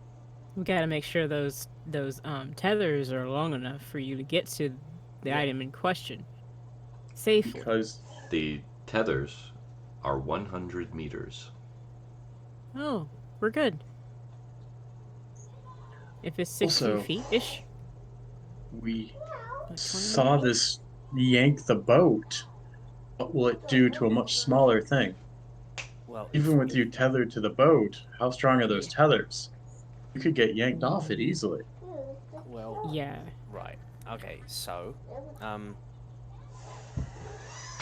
it's a worthwhile risk if it's just me, right? No. No, it is. It is. No one is expendable. I wish that were true. But Are you serious? I think that's his choice. look, That's fair. all my Is there a way brothers- to do this safely? Is there a way to do this safer than you just going out on a bungee cord? not Well, without aren't risking we- shit. Saoirse sort of pipes up and she's like, well, aren't we far away from the pull of the vortex now? And if it wasn't that far away, then Kaz might be okay. I mean, it's Yeah, not gonna. can Jeff go with you? Okay, as far as I understand it, we were kind of I mean, it's not a huge sh- boat type ship thing, whatever it is called, um, Hmm. but it's bigger than I am, and it got pulled a fair bit, kind of thing. I'm a lot smaller, so the tug's going to be less, I think, Your especially if I'm on a rope. your ability to Wilhelm? propel yourself will also be significantly less. You don't have a boiler to push you. We had to strain the one here to move the ship. If it What grabs if you, there we is nothing pulling you in. what if we tie you to Jeff? Yep. And And that way he yeah, could propel you. Jeff. yeah, right. Jeff is And a land creature. Oh, he can't swim? Oh no! Well, Void? he can Fine. swim, but he can't. Underwater? He can't breathe underwater. I mean, he won't take any What damage if- down there, but like he What will if we drown. put Jeff in the suit and put him with you and Oh, have Lord. him like No, the You suits put don't Jeff stretch in that far now. Come on. They'd have to be seriously elasticated. yeah, maybe it wouldn't fit. No, I mean, yeah, tie me to Jeff to an extent, and then if I need to be pulled up, then you can help pull me. Yeah, we're spitballing at this point, trying to think I- of something that would be safer. I will say, if you Okay. look at the moon pool, that crane is still operational, and that's what the suits tether off to. You can pull somebody up utilizing the mechanics of the crane. Weren't there some pods also on the ship? I mean, Just rafts, Mhm. lifeboats. Like, okay. What are and, those like? Hey, I literally just thought, right? You guys talk oftentimes right in our heads, right? Yes. Do you have to be like close up to do that, or can there be a distance? Out of character, I think the ruling was line of sight, right? Mm-hmm. I'm not sure if that counts. What about If I stare out the porthole at him, could I speak to him? yeah, To a I point, mean- yeah.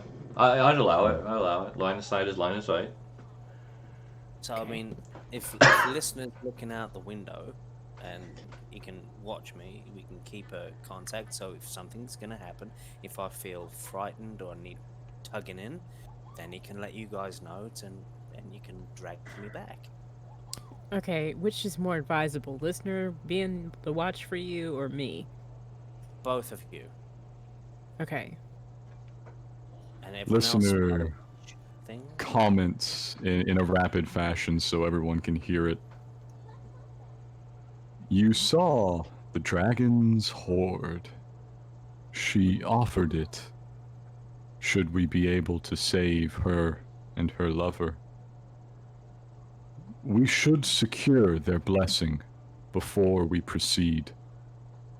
We will need it to survive. Oh, okay. Yeah, sure. I mean, I thought they were already dead, but yeah, go on. The treasure, No. it is their blessing for us. When I Yeah. piloted the ship, it felt the great current on it, and its weight was not enough to hold in place. But, tethered, you will feel a small current, and we may anchor you with the whole weight of the ship. It is not safe, but you should. That's what I'm thinking. Okay, so how do we reach them now that they're gone, though? Can you still see them? No. We do not need to speak anymore with them. They gave their blessing. It waits for us out there in the black. And there you Okay. go. So And you're obviously, I was destined to go out there and fetch it in for us. Yeah. We just need to figure out how, is all. And for now, the suit seems like the best option. Even though Jeff can't swim, we can have him watch the crane and like be there to provide extra force if we need it, or Do you want to? Does anyone want to go with him? You shouldn't go alone. who's going with? I know Uki It had is- said she wanted to, at least initially. Has Uki changed her mind? No. As long as it hasn't been changed for me. I mean, Uki No, of course had not. stated that. Yeah, no. Uki Yeah. stated that she thought that there is value in going in and claiming something that had been offered to us, because this is a resource. These are potential metal resources that we would need to possible Yeah. repairs and other things on the ship. Exactly. Yeah, exactly. Okay. So, I don't feel so, like, comfortable, I don't feel comfortable with you going out alone. That honestly, not. Uki, if I will take had- my fear. if I had anyone next to me that I would feel safe with, it would be you. Aw. The All feeling right. is, I'm sorry. Go ahead. No, you're good. Oh, somebody else Yeah. was talking. Okay. No, There you're was, Kaz, the feeling is mutual. I think that you are a quick learner, and I would always want you to have my back in the fight. And that's why I'm not comfortable going out alone. I will take my spear and keep by and be ready to have your back and defend. And also, if you need some help pulling in some of what you find down there, you may need an extra little muscle.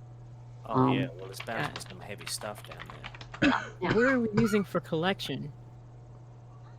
Are you just gonna go down there with your hands? What are we using for collection? We need to have containers that we bring with us, right? We have some canvas and other on the back of the ship. If you If Okay, let's get I that can together. How did I provide just another- swim? In Okay, fact, can I speak in fact, for a that's sec? what we got. Yeah, We got yeah. some hammers, too. Go ahead, Snacks.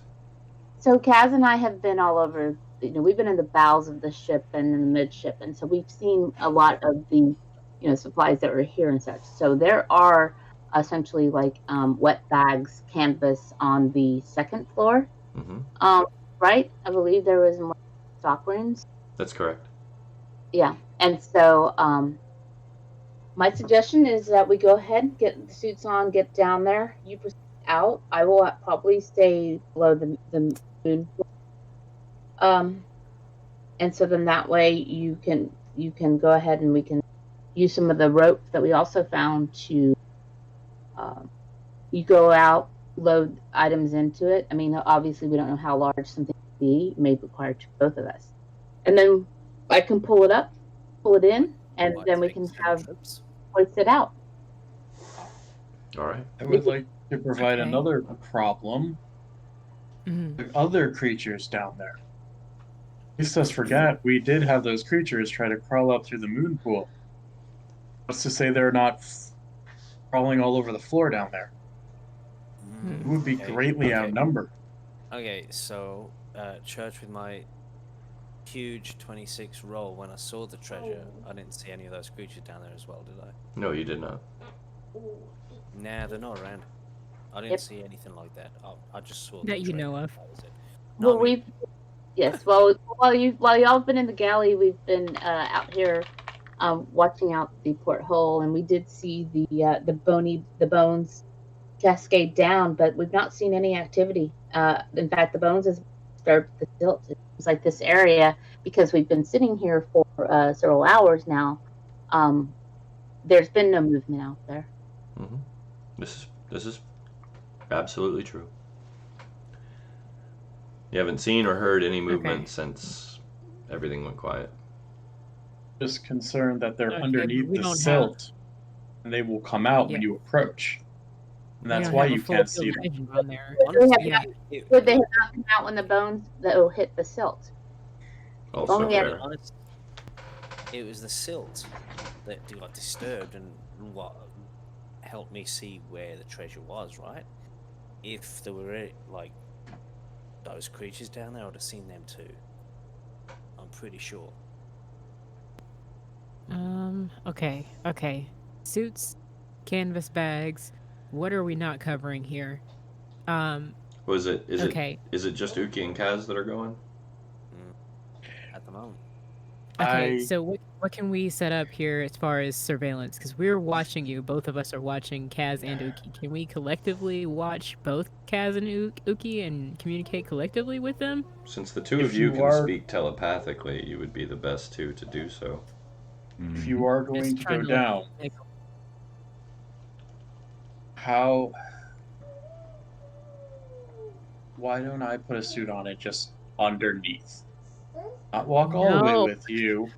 No, there's only 2 suits, right? No, there's a suit for each of you. That way, if there is trouble, I can That see selfie was it. I mean, I think there's got to be a few of you here to man the And I will crane. be.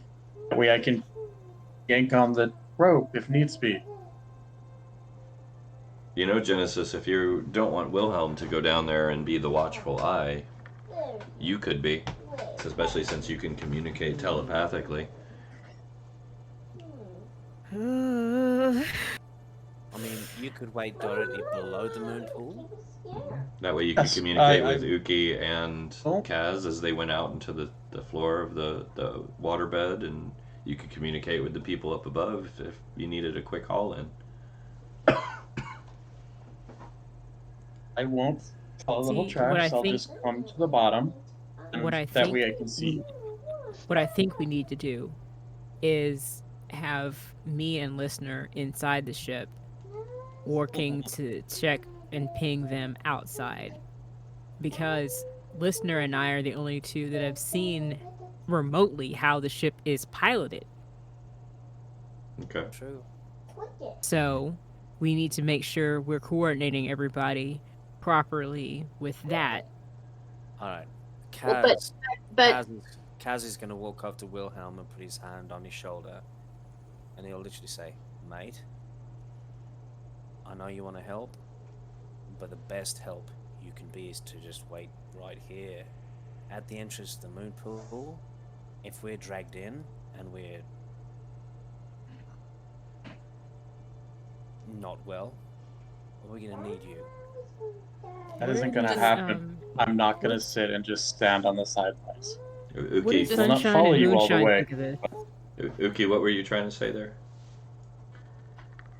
I think if we're going, we need to move now.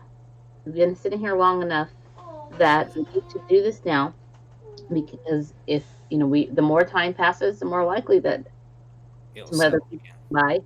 And I also, understand that, yeah. we can't move the boat right now. If we try to move the boat, yes, that's going to draw attention. That's going to start stirring up the silt and everything. But I do think that Okay. we have been here for quite some time. Everything that 1 to 2 bodies moving along the seafloor very cautiously, as we would be. Yes, we're in water, but there is still stealth within that. Yes. Not as we'll be making noises, but we do have to be careful Okay. with our movement. I have my spear. Uki makes a Sunshine, fair point. Moonshine, what do you guys think? What are you guys thinking about this plan? Are we missing anything? What do you think? I'm fine with it. I mean, Genesis, when they asked you to go underneath the water, I mean, they didn't ask you to go with them. Essentially, you would just be putting on the suit and would be like just right underneath the surface of the water, like where if you wanted to, you could grab the lip of the moon pool and pull yourself back inside easily. I think that'd be a good method of communication for you to keep a watchful eye out for Kazunuki and be able to communicate quickly with them mentally and with listener and everyone else up above. You can do it. You see a flash of absolute terror, I- and then quickly masked by bravado. Yeah, sure, I- yeah. I will do Yeah. that. I will do that. What about that? What was that, Slatra? Honestly, I think it's daft. You think it's death? Daft. Oh, daft. No. That's fair. Yeah, same. Go down there. I agree, but if you are going to do this, I will Sorsha said, I will hang over the lip of the moon pool and watch. That way, Alright. if there's trouble, I can get. That is, All right. if you are going to do this, we'll watch your backs. Like I said, I will hang by the moon pool underneath I'm staying so I in can the see. ship. All right. I'm Yeah, staying I'll in the tell you ship. this right now. I'd rather just stay behind so somebody can play your dirge. Alright. Yeah. Well, I tell you what. Yeah, I'm staying in the ship. I don't care what plans to pop down just a little bit. No. If we're gonna do it, let's go ahead and do it. Okay. So who's going in the water? That'd be Kazunuki. Kazunuki. Apparently he's holding on to the lip of the Wilhelm is going underneath, but not walking. All He's right. basically. But just- before we, but I'm going down there. But before I do so, I do need to have somebody maybe give me a little B12 vitamin shot in the butt. Okay. 'Cause I need my hit points probably built up just in case. Mhm. Yeah. I mean, I wouldn't mind that too. But my hit points are a bit down because of other things before. Oh yeah. Wilhelm should be able to take care of you. Yeah, I mean, if you guys were injured, I've been treating. So, but I think I should probably get my hit points up before I go in the water. As we're sitting in the wardroom still, listener had his bag there. He rustles around a moment. He holds up to you, Uki, a phosphor stone. He says, "Here, take this. Very Perhaps cover it until you need it." nice. Very nice. Nice. Actually, if I may, I have something. I'm working on something, listener. I think I can actually help with that. He's still holding out the phosphor stone. Yeah. When I treat you, I am actually going to grant you dark vision. Oh, he's fancy now. Hmm. He is indeed.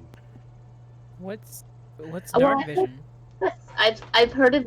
I am familiar with this. Actually, some of our scouts had dark vision. I'd be quite pleased if that's something that you could bestow upon me. What's dark vision? Is that just vision in the dark? It is indeed. It Oh, is the vision of the dwarves. that makes perfect sense. Wow, That's Pat's a giving. really good naming convention. Whoever came up with that's good. So, excuse me. Obviously, it's temporary. Just. What you mean? It's not. I don't do permanency. So okay, so go ahead and roll Do for we need the any of that? roll for the treatment first. Like how much of the healing you give. Double checking. Are we gonna need dark vision to be able to see them? To maintain line of sight with them if they Well, go too far away? No, you have the lights of the Orti. Okay. No. Okay. All right. What are we not thinking about? What have we not covered? All right. So how much did you heal, Wilhelm? Uki gets 2. I get 3. I'm going to use the dark vision for both of us. Okay. Kaz already has it. All right. So the three So of I you, will- the three of you are putting suits on. All right. I need a survival roll from each of you. Okay. And remind me, for this, for your system, dark vision is how many feet? 60 feet. 60 feet. Fabulous. That's great. 90 for me. Well, yeah, but you're special. Weird. It fun. comes from Okay. a bottle. It's plant based. It's not fancy. Good. Wilhelm. No. Is it vegan? Is it vegan? We must know. So everybody manages to get their suits on properly. Very well done. So Yeah. we're gonna move down to the 3rd floor of the Orti just for visual sake. Feel free to move your tokens down, everyone who's down there. So, you guys stand upon the edge of the moon pool. The dark, ominous waters swirling below. Shall we dive in? Before we do so, Kaz and I are going to make sure that someone here actually knows how to fire to put the coal into the. Oh yeah. Because I think it's pretty much Kaz and I, Yeah. and maybe even one. So we'll make sure before you say, oh, by the way, if we don't come back, just to let you know, make sure that goes in there really quick, and we'll see you on the other side. All right. Listener, before you go, he ambles over towards you. Then he picks up the end of the tether, which is still attached to the crane and not you.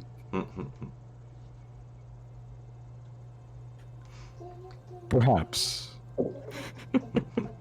You're gonna want those two. Tying off. Mm. Definitely. Although we're good. The tether is actually where you're going to be getting your oxygen from as well. Yes. Yeah. So we're not in yet. We're not going yet. No. So everybody ties off. The suits are aerated. Mm-hmm. It's stale, disgusting air, but it's breathable. It'll do. The suits stink. They're old. They smell musty. You're looking down at the water. You ready to take the plunge? I'm gonna take off my top hat and I'm gonna hand it to Genesis All right. And before we jump in. and wait 1 second, guys, before we go in. Weapons check. What? Uki has a spear. Okay. Cass, what are you carrying right now? And Wilhelm. Kaz has a spear too. Wilhelm. I have a stick if I need it. Anyone else have a spear that we? I mean, we could probably do with a spade or a shovel of some kind as well. Oh, we'll take the shovel from the coal bin. Yeah. Mm-hmm. That's no problem. And you can actually find a shovel amongst the resources on the ship. That's not a problem. As well as a pick if you want to bring one. Yeah, you never know. Might come in handy. Yeah. All right. Yeah, we'll take the pick as well. I'll go ahead and I'll take the pick and hold on to that. Unless, Kaz, you think you may need it to dislodge something when you get right, but it won't be too far behind you. Okay. So you're all loaded up. You have your bags, your shovel, your pick, your spears, and your stick. I'm just pinging everyone like, you okay? You alright? I can hear you? You're good? Mhm. We're good? We're good? Check 1 2. Check 1 2. Yeah. Yeah, I'm just like trying to get this to do it fast because I want to be able to talk to them and like relay messages if they need to communicate between each other down there too. Speed of thought. Kaz mentally goes.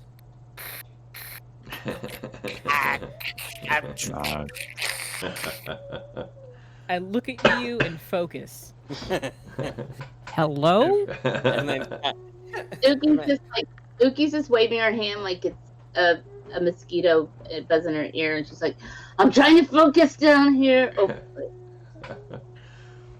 All right. Things go bad. I Hello. will. Kaz just grins. Test. It is very 1, much. 2. It's like the idea of being a sniper with the scope musket. She has in her head what she's doing, and needs to be able to focus on that. And that is Kaz in front of her, Wilhelm behind her, and watching 360 All right. with vision. Absolutely. Things go bad. I will yank on their or twice in rapid succession. Just yank them up. Yank us all up. Okay. Yes. Okay. Before we go down, let's put up our we'll have our signals. You know, thumb.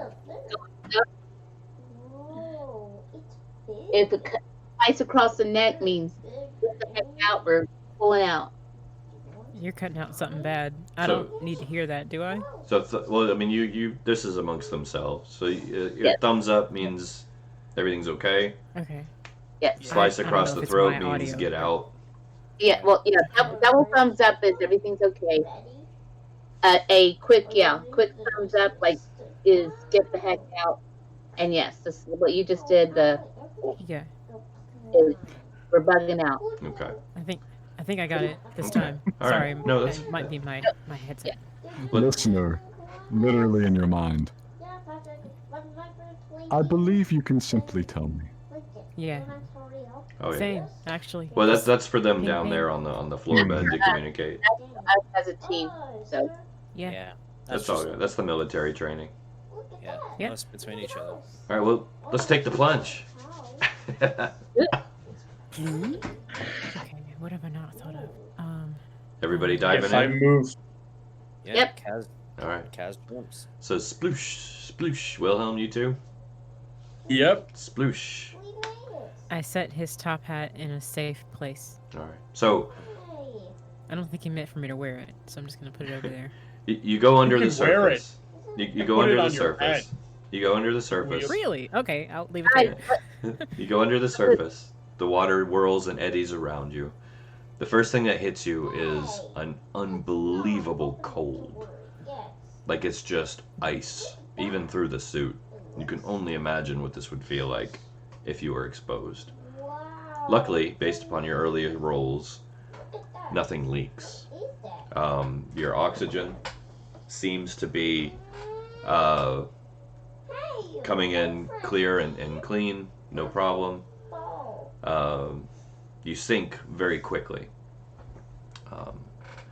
You do see the light of the Orti exposing the realm around you. It's about a 15-foot drop from the moon pool to the surface. You can walk through the tentacle-like appendages that it uses to walk along the bottom. You hit the ground, the silt kicks up around you, obscures vision for a second, but settles very quickly, and you can see ahead. You look around at each other, kind of slowly. Nobody sees any immediate movement. The path is clear. Oh. all right. Kaz puts 2 thumbs up so far and points the way to the direction that he's going to start heading in. Okay. So you start to move. Each of you, all you can really hear in your helmets is that the sound of your own breathing kind of echoing in the helmet that you're wearing. And you start making the voyage, trucking along, kind of hopping along a little bit, using the weight of the suit to keep you on the bottom and grounded. As you move in closer, you can kind of feel the pull of the current, but it's not enough to pull you off your feet yet. You can feel it kind of get stronger and stronger as you go, but it's nothing really dangerous just yet. You reach the point to where... Sorry, go ahead. One of the things, though, as we are moving along, is I am going to like tap Kaz on the shoulder and gesture forward, like with a chopping motion, to show we're proceeding straight. So that way, our tethers aren't going to get tangled around the actual tentacles of the Ortiz. Excellent. So Very we're smart. basically trying to make a straight shot from a very much from parallel from the moon pole out to the site, and not to wrap our tethers around the temple. Yeah. No, very smart. Very smart. So, you make your way out to the point where Kaz saw the glint. Like I said, it's only about 60 feet out. It doesn't take you very long. Nothing comes at you. Nothing moves. Nothing attacks you. You do see bits of bone from the dragon here and there, but obviously it's not moving anymore. So you reach the point round about where you think you saw the glint.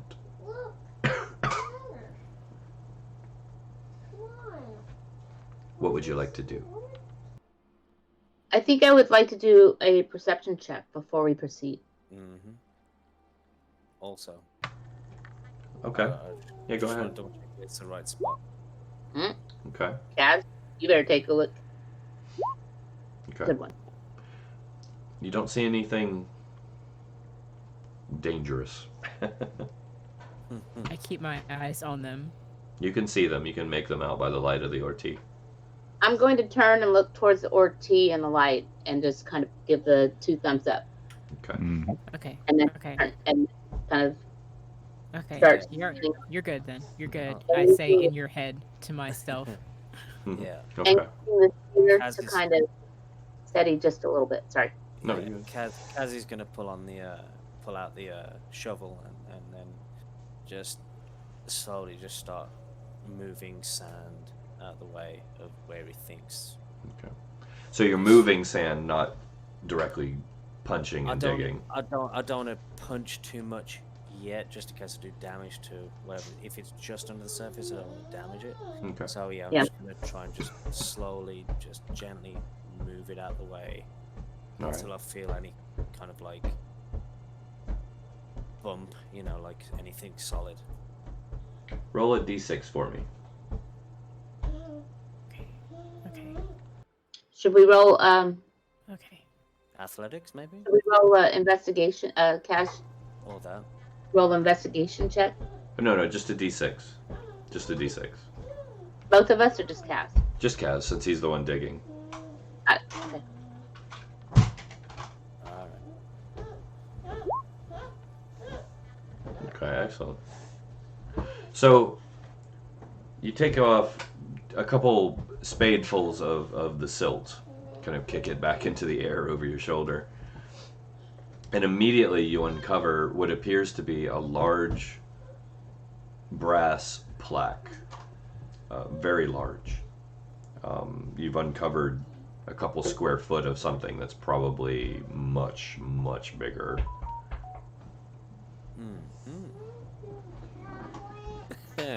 Kaz is like, oh no. Just don't let it all be brass, please. No, that would be embarrassing. I said it was gold. Oh no. Yeah. Okay, so I'm gonna literally just get down and really start like shifting the sand out of the way so I can see if it's like a plaque that's got words on or. Okay. So, excuse me. Does anyone help him? You guys can all see this. Yeah. Okay. I'll do a quick scan and I'll start helping him as well. Okay. I just realized that I speak hand form, so I should have known what he was doing with the thumbs up. Okay.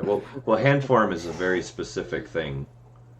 Okay. It's Thumbs up is more of a not a universal exactly. You can't get away with it some places. yeah. Hand form is more of like sign language.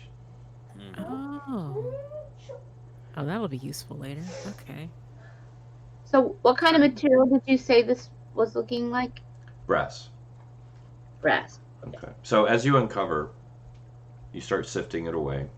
You get about it's about a 10-foot square generally, not roughly. Let's say not generally. It's a large brass plaque with the image of a very large tree on it. A very large tree. In fact, you can see the small house under the tree. So like the tree, if you can see me on the stream, is it's about this big,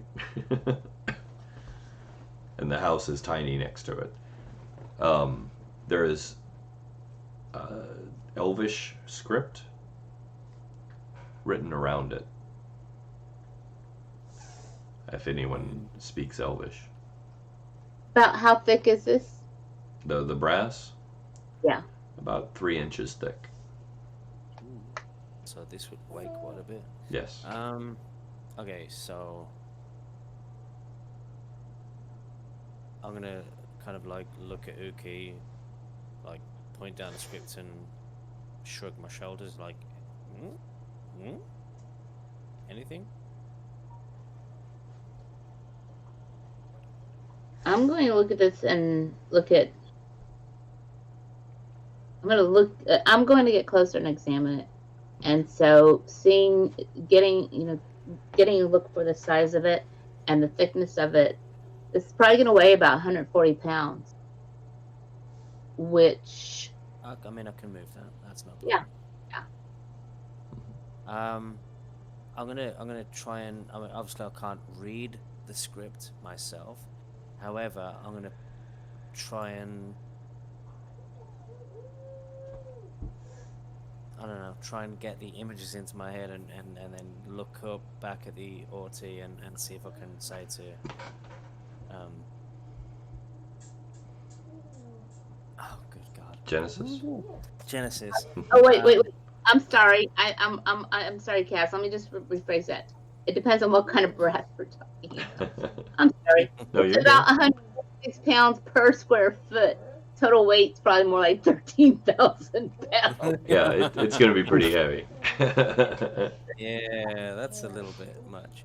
Before you go further, I want to correct you on my calculation. I was like, 140 pounds? Pff, easy. So, 1 foot of sorry, go ahead. no, just 1 square foot of him is 136. So, Handy. Genesis, Yeah, do you speak Elvish?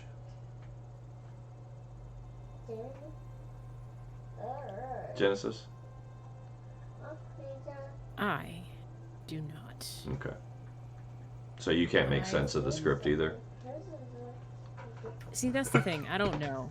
I don't know if I would know when, what this says based on when it was written.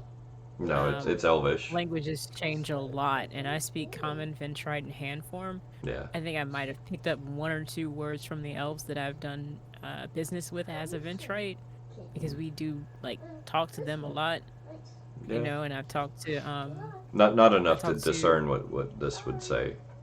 Like spoken language, you might know a few words, but not written. Yeah, no. I talked to the Galdawina elf that used to travel with us, whose name. Do you ask him? He's right there. He feels like he's sitting on your shoulder. Yeah.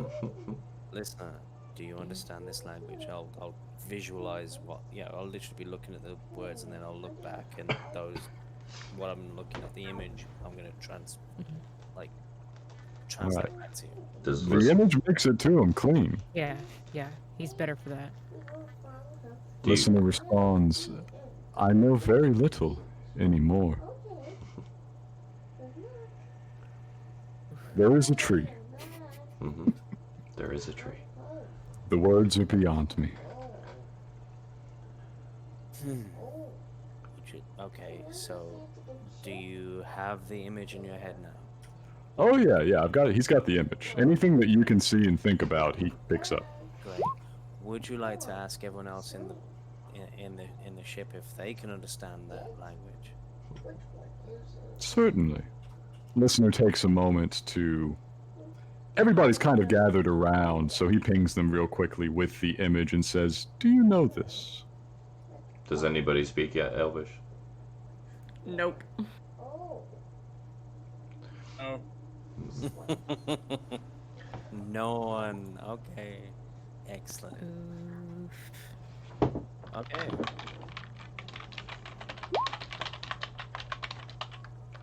Would I'm just throwing it out there. Would the Hyversetian have any encounters with, say, like wood elves?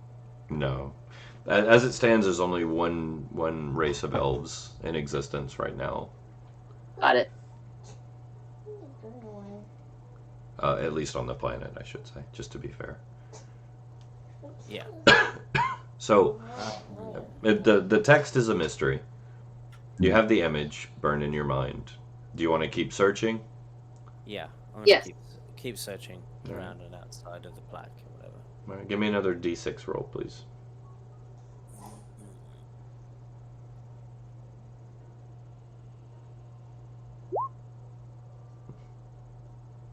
Okay. You find a large locked chest. Yay. Made of wood, waterlogged to hell, but still solid somehow.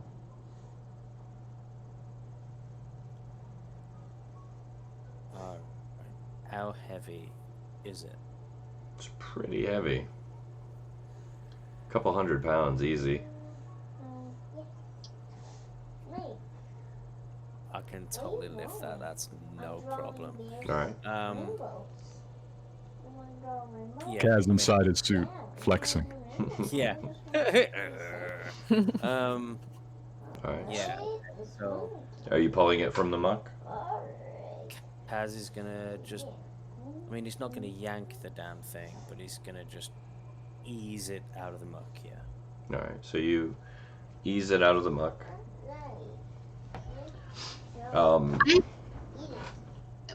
May I ask a quick question for you? Of course.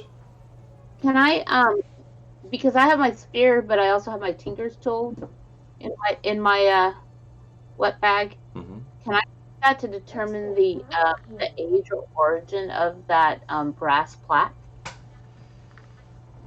I'll give you a chance. Basically, be a history roll.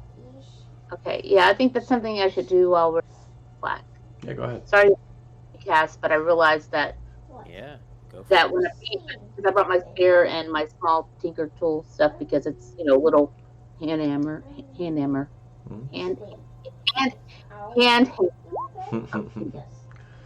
All right. Okay. Now you don't get too much from it. I'll tell you what you don't see in this image.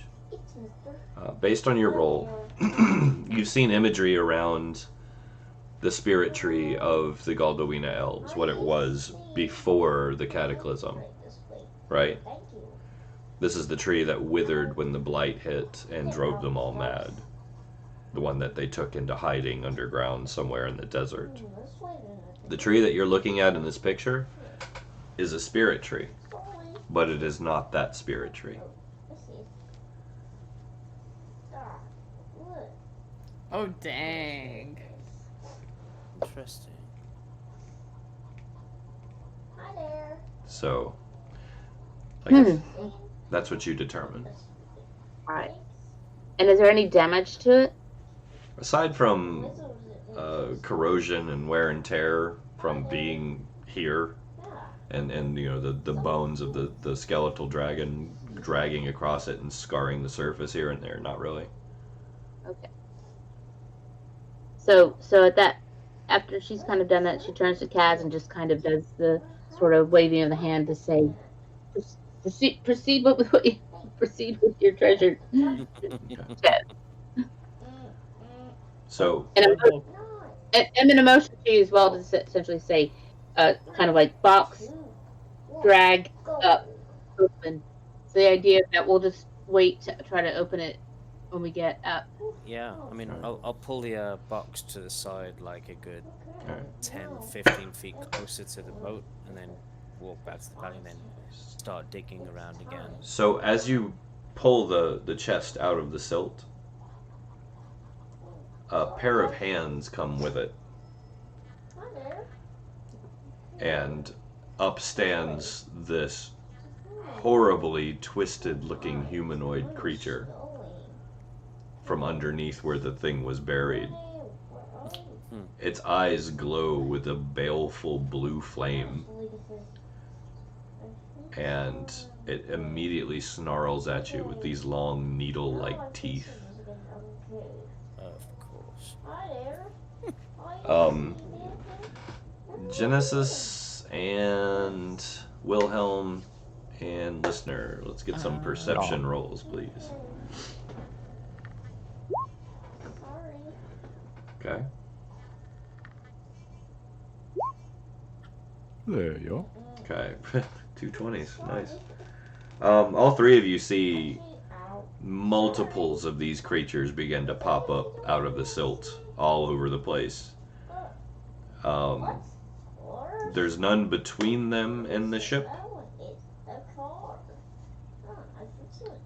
but they are advancing immediately. They pop up, kind of focus in on Uki and Kaz, and start making their way towards them. Listener sends them this image with themselves centered and the creatures that have popped up highlighted so that they have a good idea where they are. Yeah. Alright. I am yanking on the cords to get them pulled back up. Alright. Yeah. I'm going to be holding onto this treasure chest, and I'm going to just move the hell as fast as I can. All right. I mean, it's not Can like we the start heaviest pulling weight now, in the or- world for me, kind of thing. But you know, Yeah, you can start reeling You them can into start- the crane. Real, Okay, I hate to be that person, but this is a really good cliffhanger, and it's our normal stopping time. Okay. Well, we can call it here at this cliffhanger. So you guys get the crane started. They're moving on their own, dragging the chest along. These creatures are advancing across the water floor. Panic in the air. And we'll go ahead and say tune in 2 weeks for the continuation of the world of Cairn. Thank you everybody for joining us. This has been a very eventful evening. I hope you enjoyed playing and watching as much as I have DMing. And we will be back next Saturday for Sigil Confidential. Friday, Jewel of Yavin will continue with Star Wars, and then in 2 weeks we'll pick this back up. So tune in, and we will see you soon. good night. Good night, everyone. Good night.